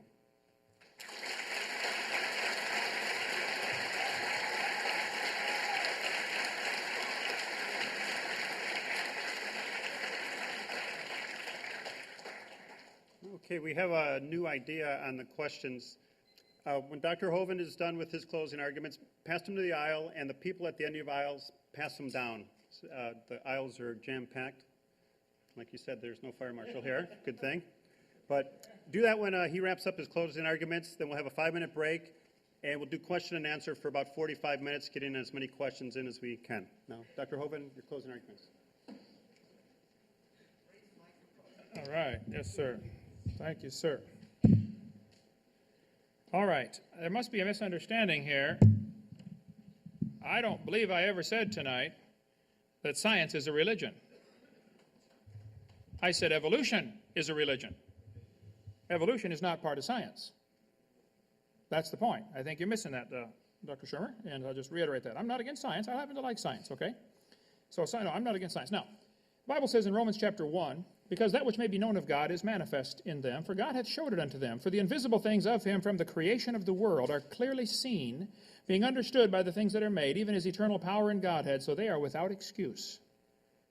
You will have no excuse when you stand before God. Say, well, I believed in evolution because of the evidence. No, somebody might have led you to believe that, Just like some people lead their followers to believe if you blow yourself up and kill, an Israeli, you get to go to heaven and get 72 wives. Okay. Well, you've been misled, all right? The Bible says they're without excuse. Verse 21, because when they knew God, they glorified him not as God, neither were thankful, but became vain in their imaginations, and their foolish heart was darkened. Professing themselves to be wise, or in the Greek, that's the brights, they became fools and changed the glory of the uncorruptible God to an image made like to a corruptible man and birds and four-footed beasts and creeping things. That's evolution. God gave them up. That'd be a horrible thing if God gives up on you. To uncleanness through their lust of their own hearts, to dishonor their own bodies between themselves, who changed the truth of God into a lie and worship and serve the creature more than the Creator. Yep, got to go meet Lucy,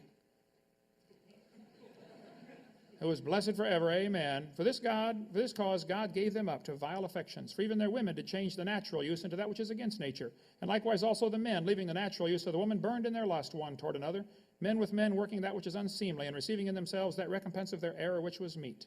Romans 1 tells us why God's going to have to judge this world.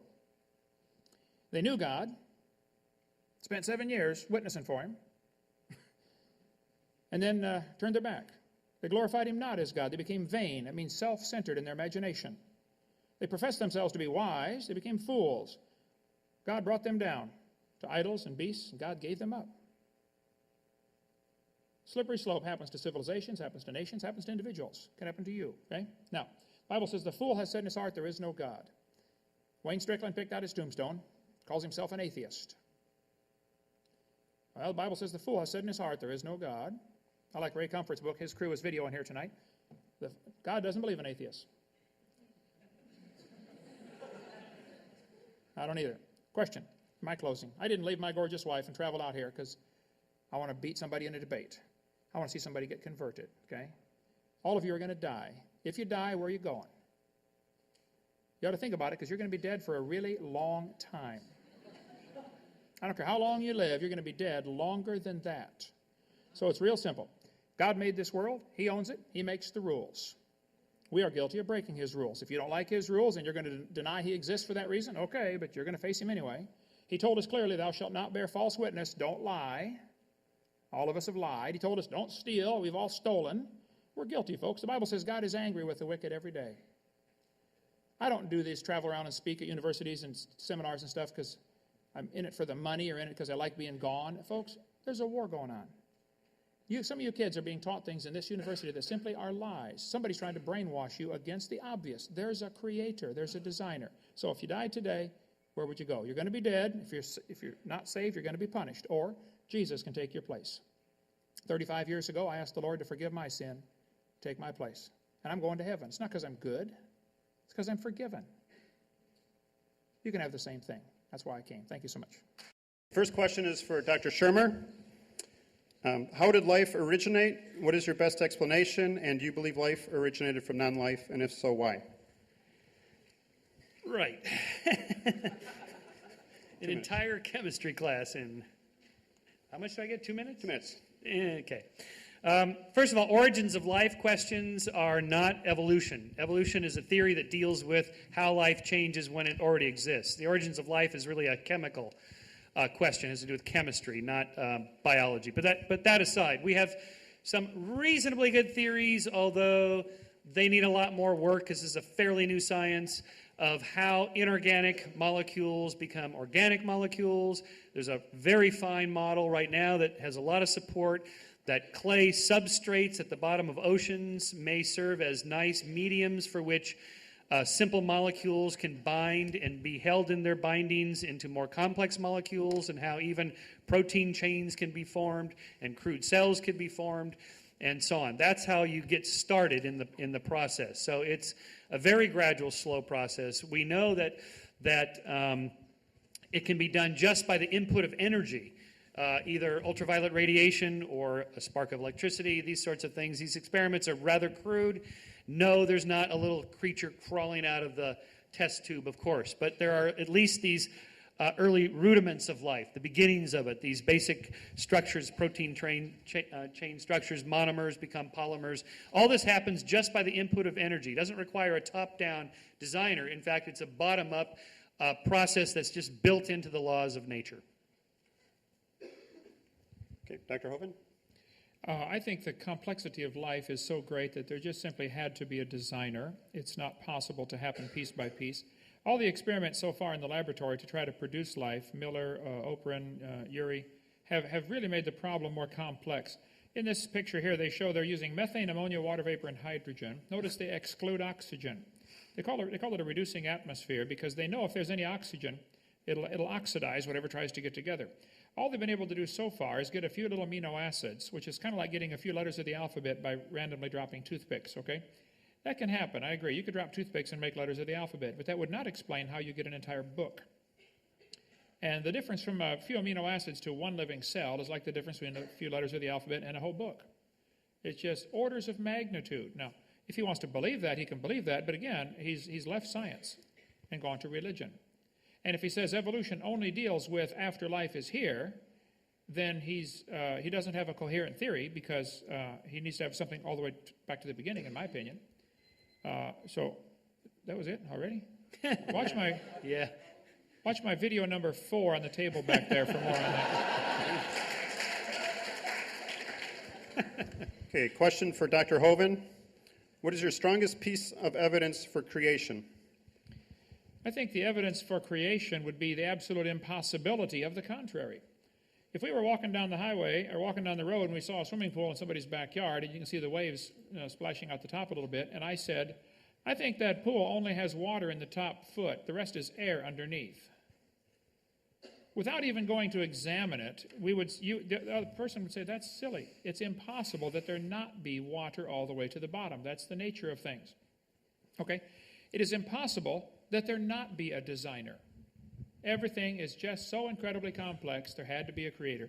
If you're walking through the woods and you find a painting hanging on a tree, you automatically conclude there was a painter. Even if you don't see any footprints, you don't see the person who made it, there had to be a painter. If you're walking through the woods and you find a building, you don't see any footprints, you don't see any people, you still conclude there was a builder. And if you see a creation, you conclude there was a creator. So I think two things. I would say the design in nature is impossible to explain without a designer. And the idea of creation is true because of the impossibility of the contrary. It is impossible that there not be a creator for something like this. Rebuttal? Yeah, I think that says it all. It gets right back to my first slide. I think you should be more explicit here in step 2. Then a miracle occurs. Kent Hovind's answer to what's the best piece of evidence you have for the creation is the impossibility of the contrary. So all he's got is, I don't believe your explanation, therefore the default is my explanation. That's not an answer. That doesn't say anything. That's not any positive evidence in support of a position. Okay.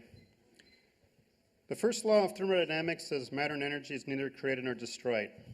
How do you account for the origin of matter and energy, and is your answer scientific? Would that be me? Yes. Yeah, 2 minutes. Oh, I see. We're doing that back and forth thing. Operators are standing by for my tape. Oh, no. Well, this is standard.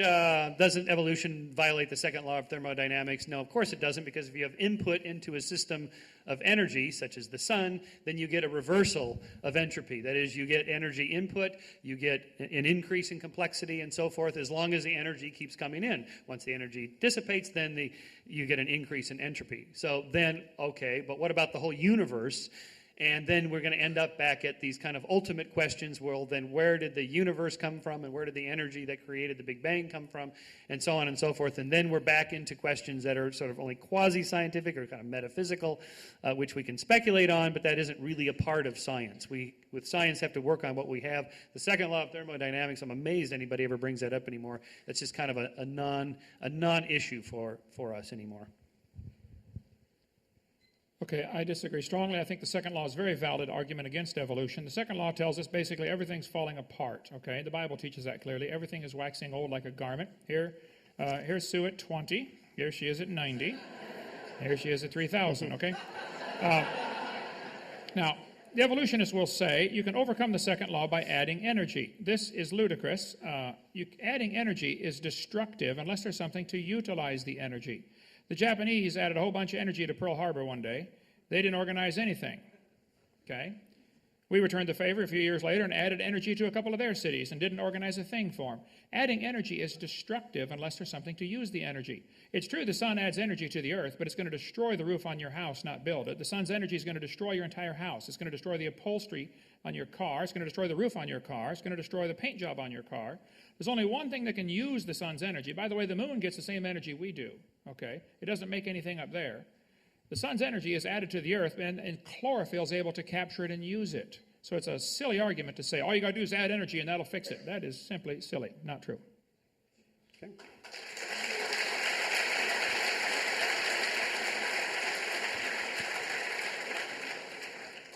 Okay, question for Dr. Hovind. Dr. Shermer held up the example of Lucy's pelvic bone. What is your response to Lucy being a common ancestor between men and ape? I give a 30-minute answer to that on video number 2 on the table back there. And by the way, he mentioned something earlier about, all I had was a religion, and he said, well, it's not, we need a better answer for step 2. Okay, well, all you have is a religion also. But see, I'm not asking for my religion to be paid for by taxpayers. You are. So the burden of proof's on you, not me, okay?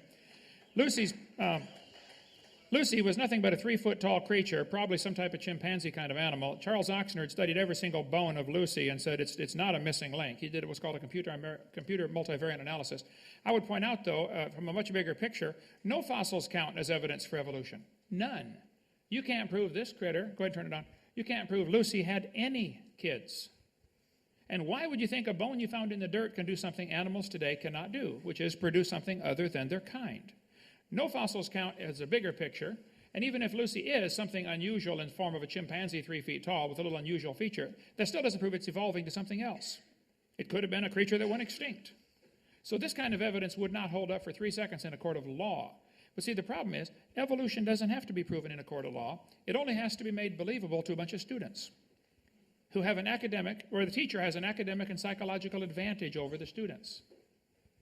That's why evolution, the people believe that. The guys who studied Lucy say, look, this is not a missing link. Charles Oxner, and I'll show you the reference here, you can check it out for yourself, studied every single bone and said, Lucy, here we go, the various Australopithecines are indeed more different from both African apes and humans in most features than the latter are from each other. It's not a missing link. No fossils count to begin with, and even then, Lucy's not a good fossil to demonstrate evolution. Okay?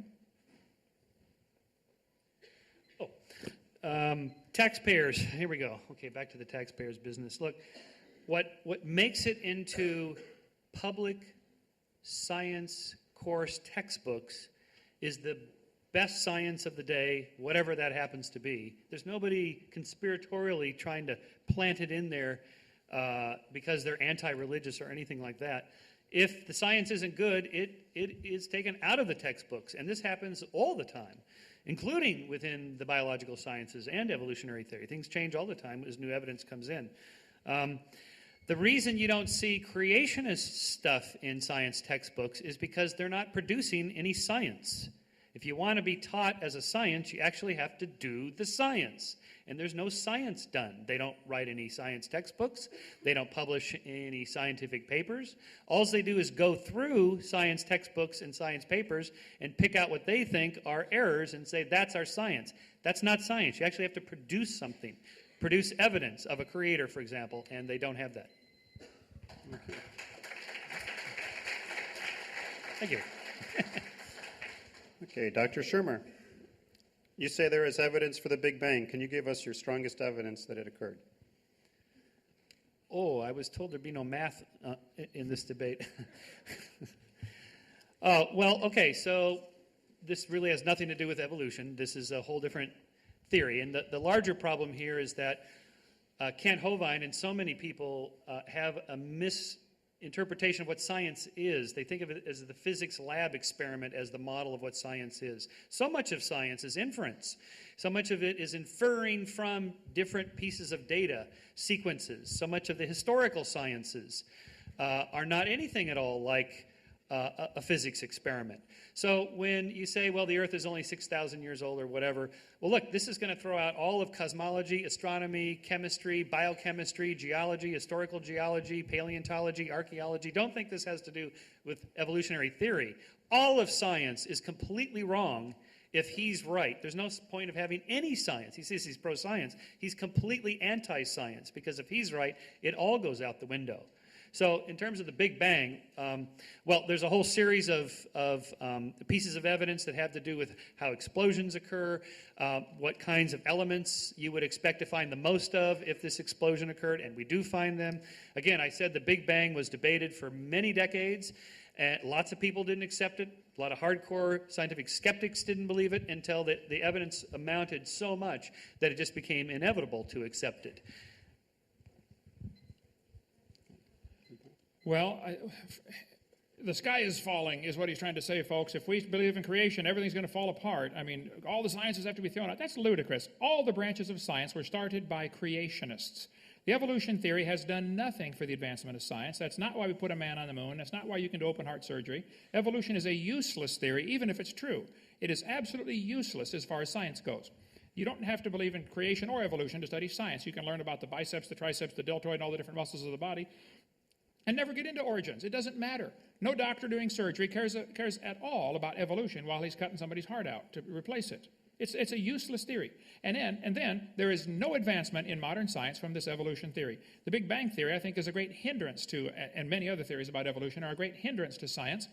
There's all kinds of evidence against the Big Bang. The counter-rotation of at least 2 planets, Venus and Uranus. At least 8 of the 91 known moons are spinning backwards. Some whole galaxies are spinning backwards. 3 planets have moons going both directions at the same time. This can't happen with Big Bang. You need to study some physics on that one. Thank you.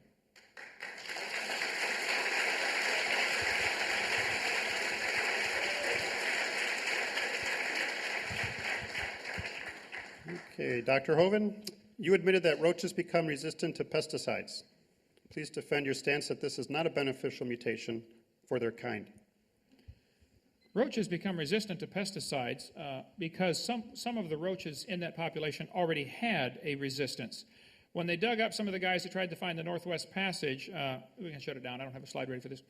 There were guys that froze to death trying to find the Northwest Passage up in Canada years ago. When they dug up and did an autopsy on them, they find some of them were resistant to penicillin. Well, that's interesting. Penicillin hadn't been invented yet. See, there are some people that already have a resistance to certain things in their system. So let's say you got 1,000 roaches and 5 of them have a resistance to a certain pesticide because of whatever reason. Okay, you put that pesticide down, it kills all but those 5. Those 5 then become the grandparents of everybody else, so the new roach population, and now you get a whole population of resistant roaches. That happens. It is still a roach. It is only something already in the gene code that was selected. You selected for that particular thing to survive. In this case, artificial selection instead of natural selection. That is not a process that's adding information, and it's not a process that's going to turn a rock to a human. In 20 bazillion years, it's not going to happen. Okay, well, I'm not a big expert on cockroaches, although I like the hammer part. But these are fine examples of what we would call microevolution. The question is, how do we go from microevolution to macroevolution? One of the difficulties almost everybody has with this concept is that we evolved to consider ourselves in terms of time frames of years or decades, and it's hard to conceive of thousands of years or tens of thousands or hundreds of thousands of years. It just seems, impossible. It's counterintuitive. Yet there it is in the evidence, and so it makes it hard to grasp. We see the changes. We see the dogs changing in the course of 15,000 years, humans in the course of 150,000 years, with all the variety we have today. There it is. It's in the genes. It's in the fossils. It's corroborated across all these different independent lines of inquiry. It's the power of genetic variation and selection, which is a bottom-up designer. Okay. Okay. Now, this was a question directed to you. What would you say is the creationist strongest argument for the existence of God? Oh, okay. This is like on your application to graduate school. It says, what's your weak point? I always put like chocolate. I study too hard. Something like that. I actually think that the best arguments creationists have today for inferring design in nature are probably those of William Dembski, maybe, with the irreducible complexity of complex structures like the flagellum and so on. We have terrific answers for these. This little debate has been going on for about 6 years now. But I think those are the best arguments for inferring design, which has nothing to do with inferring God. In fact, they purposely say that that's not what they're trying to infer, although it's pretty obvious they are. But still, in terms of what's the best arguments for God herself, I guess it would just be that it does look like the universe is designed. And in fact, let's just say it. It is designed. It's a kind of a jury-rigged, bottom-up designer, but that is a kind of design. So when people intuitively say, it just looks designed, why don't we just say, well, yeah, that's right, because it is. In a way, not a top-down intelligent designer, a bottom-up tinkerer designer, designed nonetheless, so the inference, in a way, is correct. I think it's interesting. Evolutionists argue against design using arguments they designed. Think about that one. This is the book he's referring to, Michael Behe's book, Darwin's Black Box, excellent book, showing how complex living systems cannot evolve piece by piece. There are too many interconnecting parts. They depend on each other. He uses the illustration of a mousetrap with 5 basic parts. You have to have at least those 5 parts. You remove any more, it ceases to function. Your car has thousands of parts. Some it can live without, or run without. Some it simply cannot run without. The hair on the bacteria, for instance, has a little tiny motor that attaches to the bacteria that allows that thing to swim around.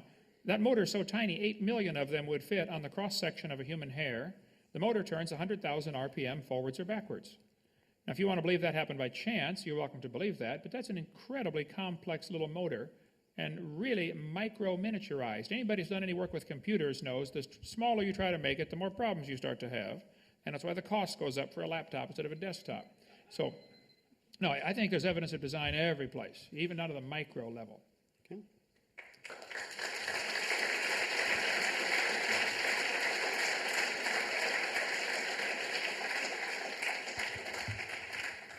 Okay, dinosaurs. What are your opinion on dinosaurs, Dr. Hoven, and where do they fall into the creation versus evolution argument? That happens to be my favorite topic. I have Dinosaur Adventureland. My website is Dr. Dino. My phone number is 479-DINO.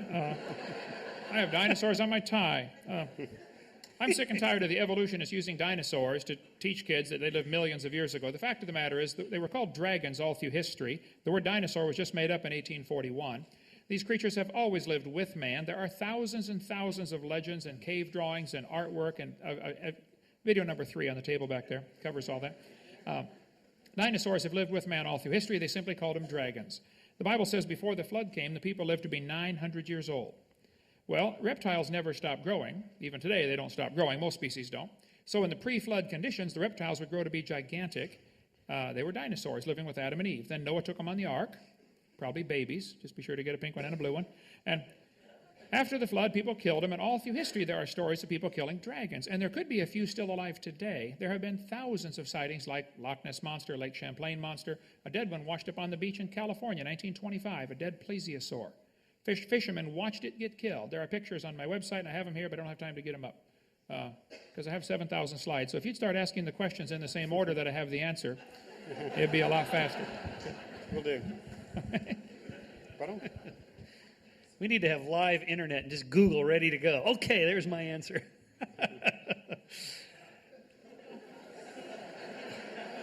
Why do you suppose fish died in the flood? How do you explain that? All these ocean swimming dinosaurs died in the flood? Just all of a sudden couldn't swim? Are we supposed to believe this? Where in the geological record have you ever seen a dinosaur and a human together? You never have. This is an empirical test. This young lady is shaking her head. Yes, you have seen a dinosaur and a human together? Good. Come see me later. Okay. This would be a falsifiable test of evolution. If you could actually find a dinosaur or a trilobite or whatever and a hominid fossil in the same bed, that would do it. That would be a huge point against evolutionary theory. Has never been found.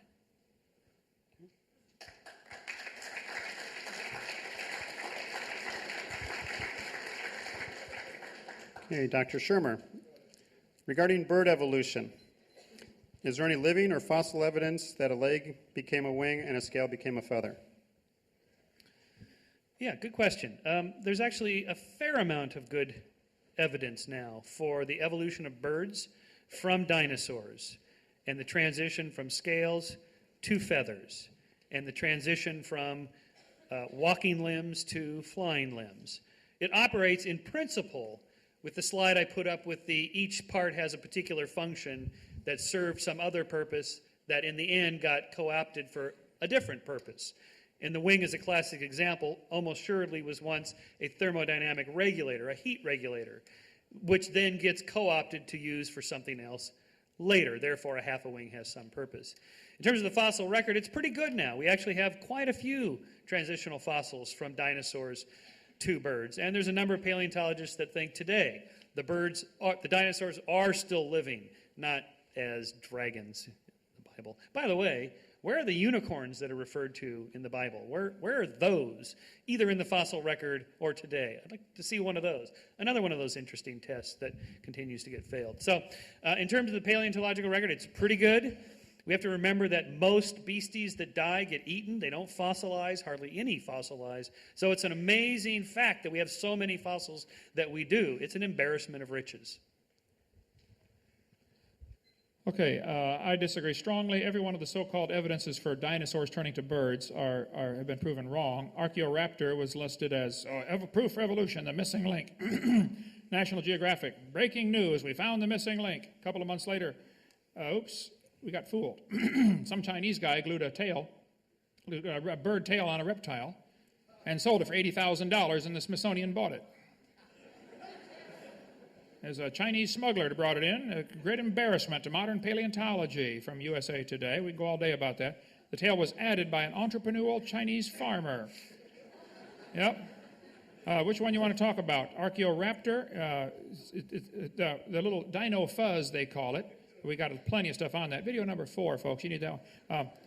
This dino fuzz is not dino fuzz at all. It's just simply a chemical reaction that takes place as things fossilize, and it's been proven over and over. There's considerable body of evidence that these fossil traces known as dino fuzz have nothing to do with feathers, Alan Fiducia writes, and he believes in evolution. So you're mistaken about that. Thank you.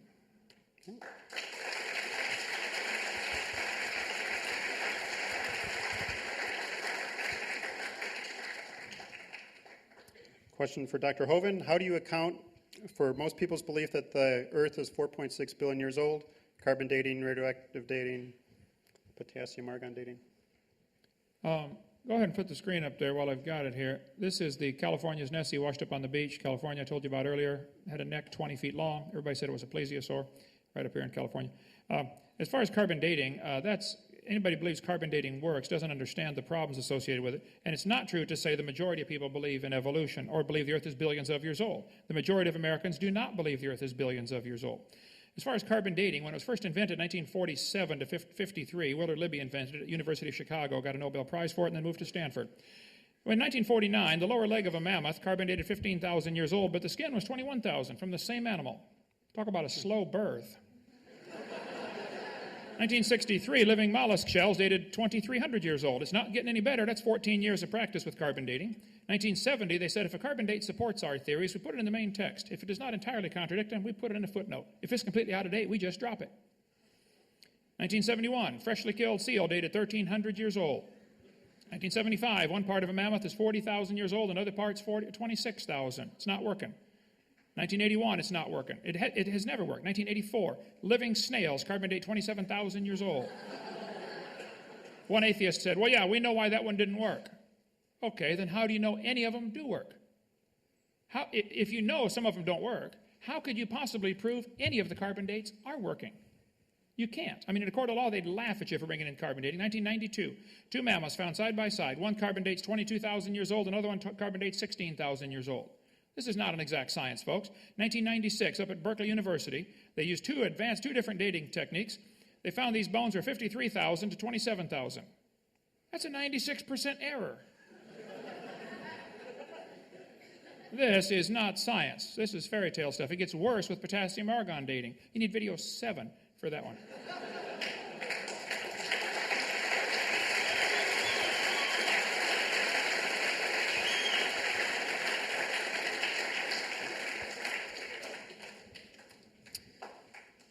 I wrote a book called Denying History.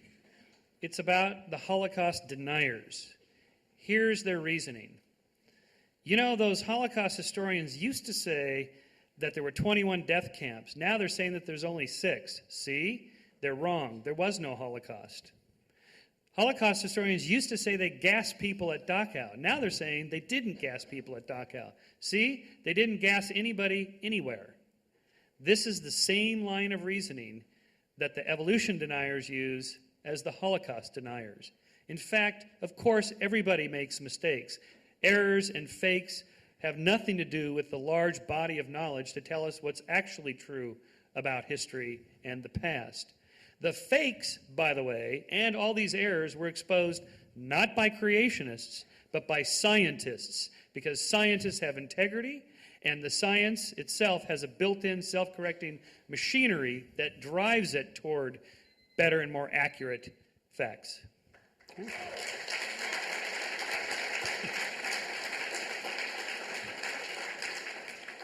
Okay, this is a little bit of a long one. Bacteria appears to be the most efficient reproducing organism on the planet. What is your best evidence for the origin of meiosis, male-female reproduction? Well, bacteria are the dominant form of life on Earth.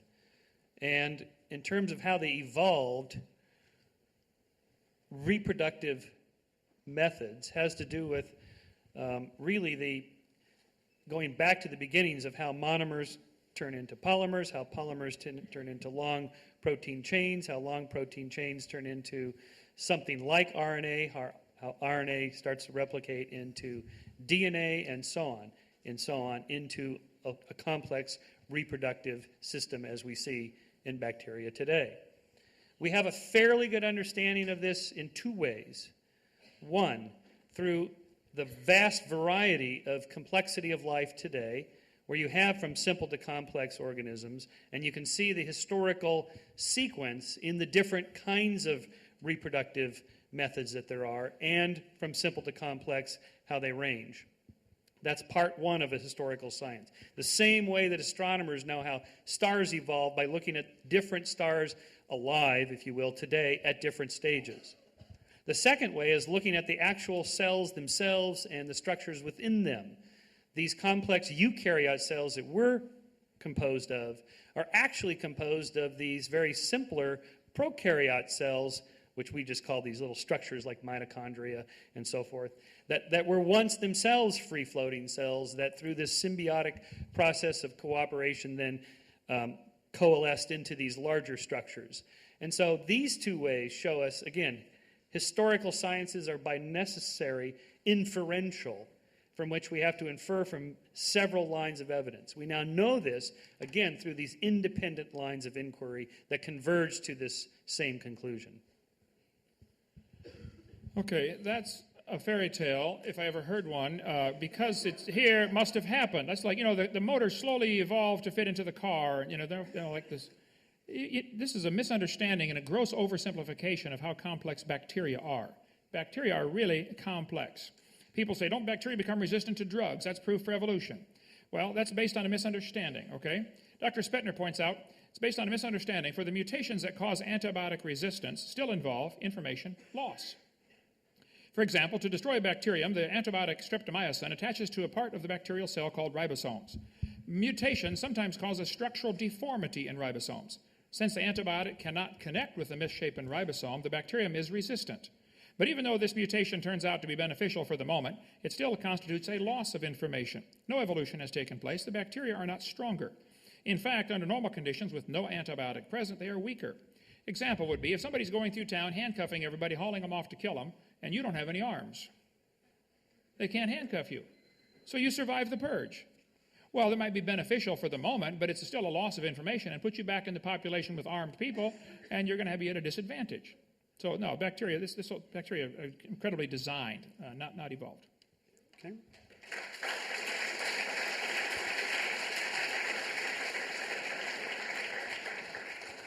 Question for Dr. Hoven. Please explain the claim that 97% of the DNA between humans and chimp are similar. Can you give me 10 seconds to get the slides up? And then I got 2 minutes, okay. Yeah. DNA between humans and chimps is similar. The claim that the DNA is 97% similar is simply false, okay? It's about 95% according to the most, it used to say 98.6 in the textbooks. Here we go. Here, this textbook says 96% similar between orangutans and humans, 98% similar between chimpanzees and humans, proving a common ancestor 15 million years ago. Actually, Barney Maddox was the leading genome researcher on this project. He said, concerning the genetic differences, the genetic difference between human and his nearest relative, the chimpanzee, is at least 1.6%. That doesn't sound like much, but calculated out, that's a gap of 48 million nucleotides. And a change of only 3 nucleotides is fatal to an animal. There is no possibility of a change. Now they've discovered instead of 98% similar, it's only 95%. So there are millions and millions of differences.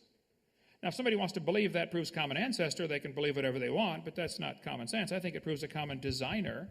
That's why they're similar structures in many things. The Honda Prelude and the Honda Accord are very similar because they both evolved from a skateboard by the same logic. The idea that the DNA code is supposed to prove some kind of evolutionary relationship is ludicrous, okay? The DNA code is so incredibly complex to begin with. I could point out that Microsoft PowerPoint and Microsoft Word have millions of exact lines of code. I mean, they're identical. I can click spell check in Word and I can click spell check in PowerPoint, get the same results. That proves this all evolved from Morse code over billions of years.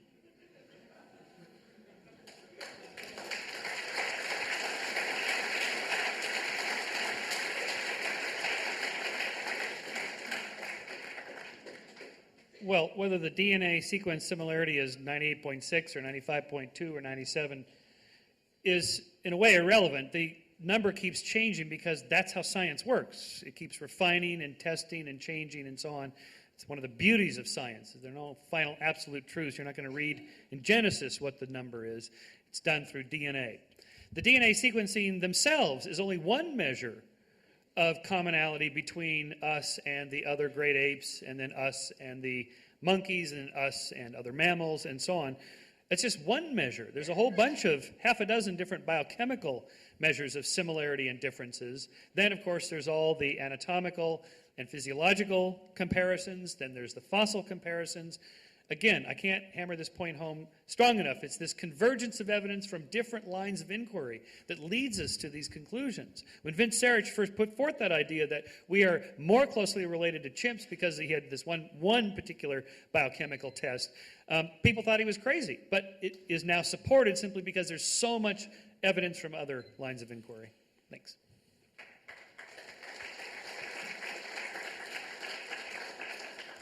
Okay, last 2-minute question for you.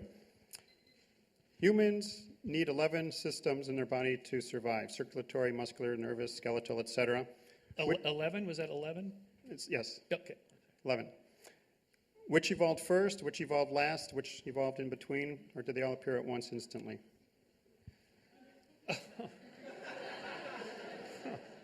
Oh, man. All right. This isn't even quite the right question because it infers that all systems had to be in place for the thing that we call a human to be a human. But that's not how evolution works. It's not the 747 out of the junk pile of parts. That's not how it happens. It's this long, slow, gradual tinkering process. Circulatory systems, muscular systems, and so on. All mammals have these, and all organisms going all the way back hundreds of millions of years have these various systems of different kinds. It's why we have these kind of poorly designed, good enough to get by, systems that we have, because they're from these common ancestors from long before. Our legs, the veins in our legs are okay. It would be nice if there were more valves and they were a little stronger, because with bipedalism, you have more blood pressure from top to bottom than if you're a quadruped. But we began as a quadruped, so we're stuck with the veins and valves that we have that have been slightly modified and improved. An intelligent designer would have made them much better than they actually are. Same thing with lower back discs. If we were designed to be bipeds, it would be great if the discs were much thicker and denser and didn't wear out so quickly. Yet, especially if you lived 900 years, your back would never make it. But we weren't designed by an intelligent designer. We used to be quadrupeds. There was far less pressure on the lower spine than there is now. That's what I mean by this bottom-up tinker. It works fairly well. We get by fairly well, but not in any kind of incredible, omniscient, perfectly designed structure, which is what you would expect from a top-down designer. What you actually see is perfect evidence of a bottom-up tinker called evolution.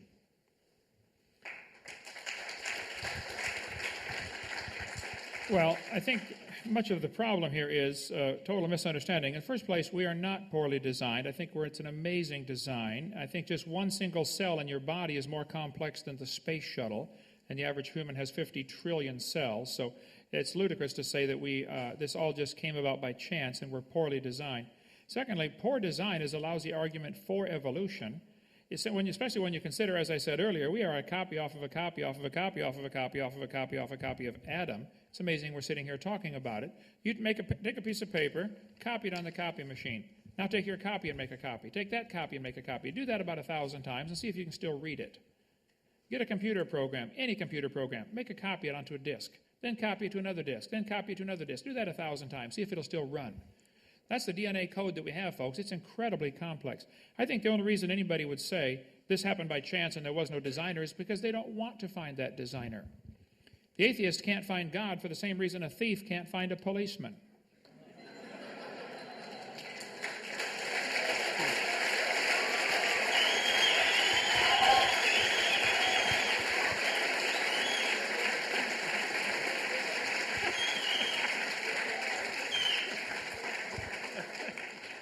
Okay, last question for Dr. Hoven. Why do you believe creation science is not taught in the public schools? Well, first place, it is taught in thousands of public schools. There's never been a law against teaching creation science. There were two states that passed laws to require creation be taught, Arkansas and Louisiana. The court struck both of those down, wisely, I suppose, because if you passed a law that said teachers are required to breathe, they would strike that down too. Okay, you can't require somebody breathe, and you can't require they teach creation. They never said you couldn't teach creation, and quite the opposite is true. The courts have ruled consistently you can teach it if you want, but it cannot be required. I cover that in all the court cases on video number 5 back there on the table. There are thousands of teachers that do teach creation. I teach creation. I go into public schools quite often and teach. We have public schools come visit our Dinosaur Adventureland, and we teach them creation. It's not a problem. There's no law against it. And I'm not against teaching evolution in schools either. As I said earlier, I'm against teaching lies in schools. Don't tell them you have a vestigial tailbone, or the snake has a vestigial pelvis, or the whale has a vestigial pelvis. Don't lie to the kids. I mentioned in Arkansas House Representatives Committee considering a bill in Arkansas to not buy textbooks with lies in it. We went through 30-some lies in the textbooks, and one of the representatives said, is it true all these things are lies? I said, yes, I went for 45 minutes. These are lies. One evolutionist got up afterwards and said, well, this is an anti-evolution bill. The representative said, evolution's not mentioned in this bill. This bill just says don't lie to the kids. And this evolutionist ACLU lawyer there said, well, all these things are used to support the evolution theory. Well, duh, if that's all you've got to support your theory is lies, get a new theory. That's the way science works. Be skeptical. When you got to use lies to support your theory, you ought to be skeptical of that, Michael. Come on now. You can write an article on that. All right, let's be skeptical. Sure, let's do it. Okay. Sure, let's hear your new theory, Kent Hoven. What is the theory you have to offer to replace the scientific theory of evolution? The answer is no theory. There is no theory. No, I've got a the reason it's not taught in science classes is because it's not science. There's nothing to teach. If you got anything out of tonight, you heard there's nothing to teach. All you would do is say, God did it. Okay, what do you want to do for the rest of the hour and for the rest of the semester? There's nothing to teach. There's no science. If you want to teach it in Bible classes, fine. Religion classes, theology classes, fine. But there's nothing to teach. There's nothing to do. There is no science. That's why it's not taught. Okay. Well, this concludes our debate. Let's give him a round of applause.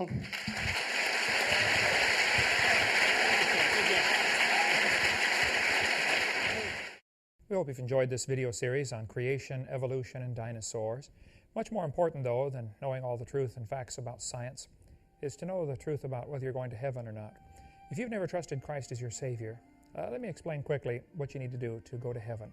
The Bible says we're all sinners. We've all broken God's laws. We've disobeyed the Creator. We've done wicked things. We're sinners. Some are worse than others, at least in man's eyes, but we've all broken God's laws. And the Bible says you have to repent. The word repent means to turn. It actually means two things, to turn from your sin and to turn to God.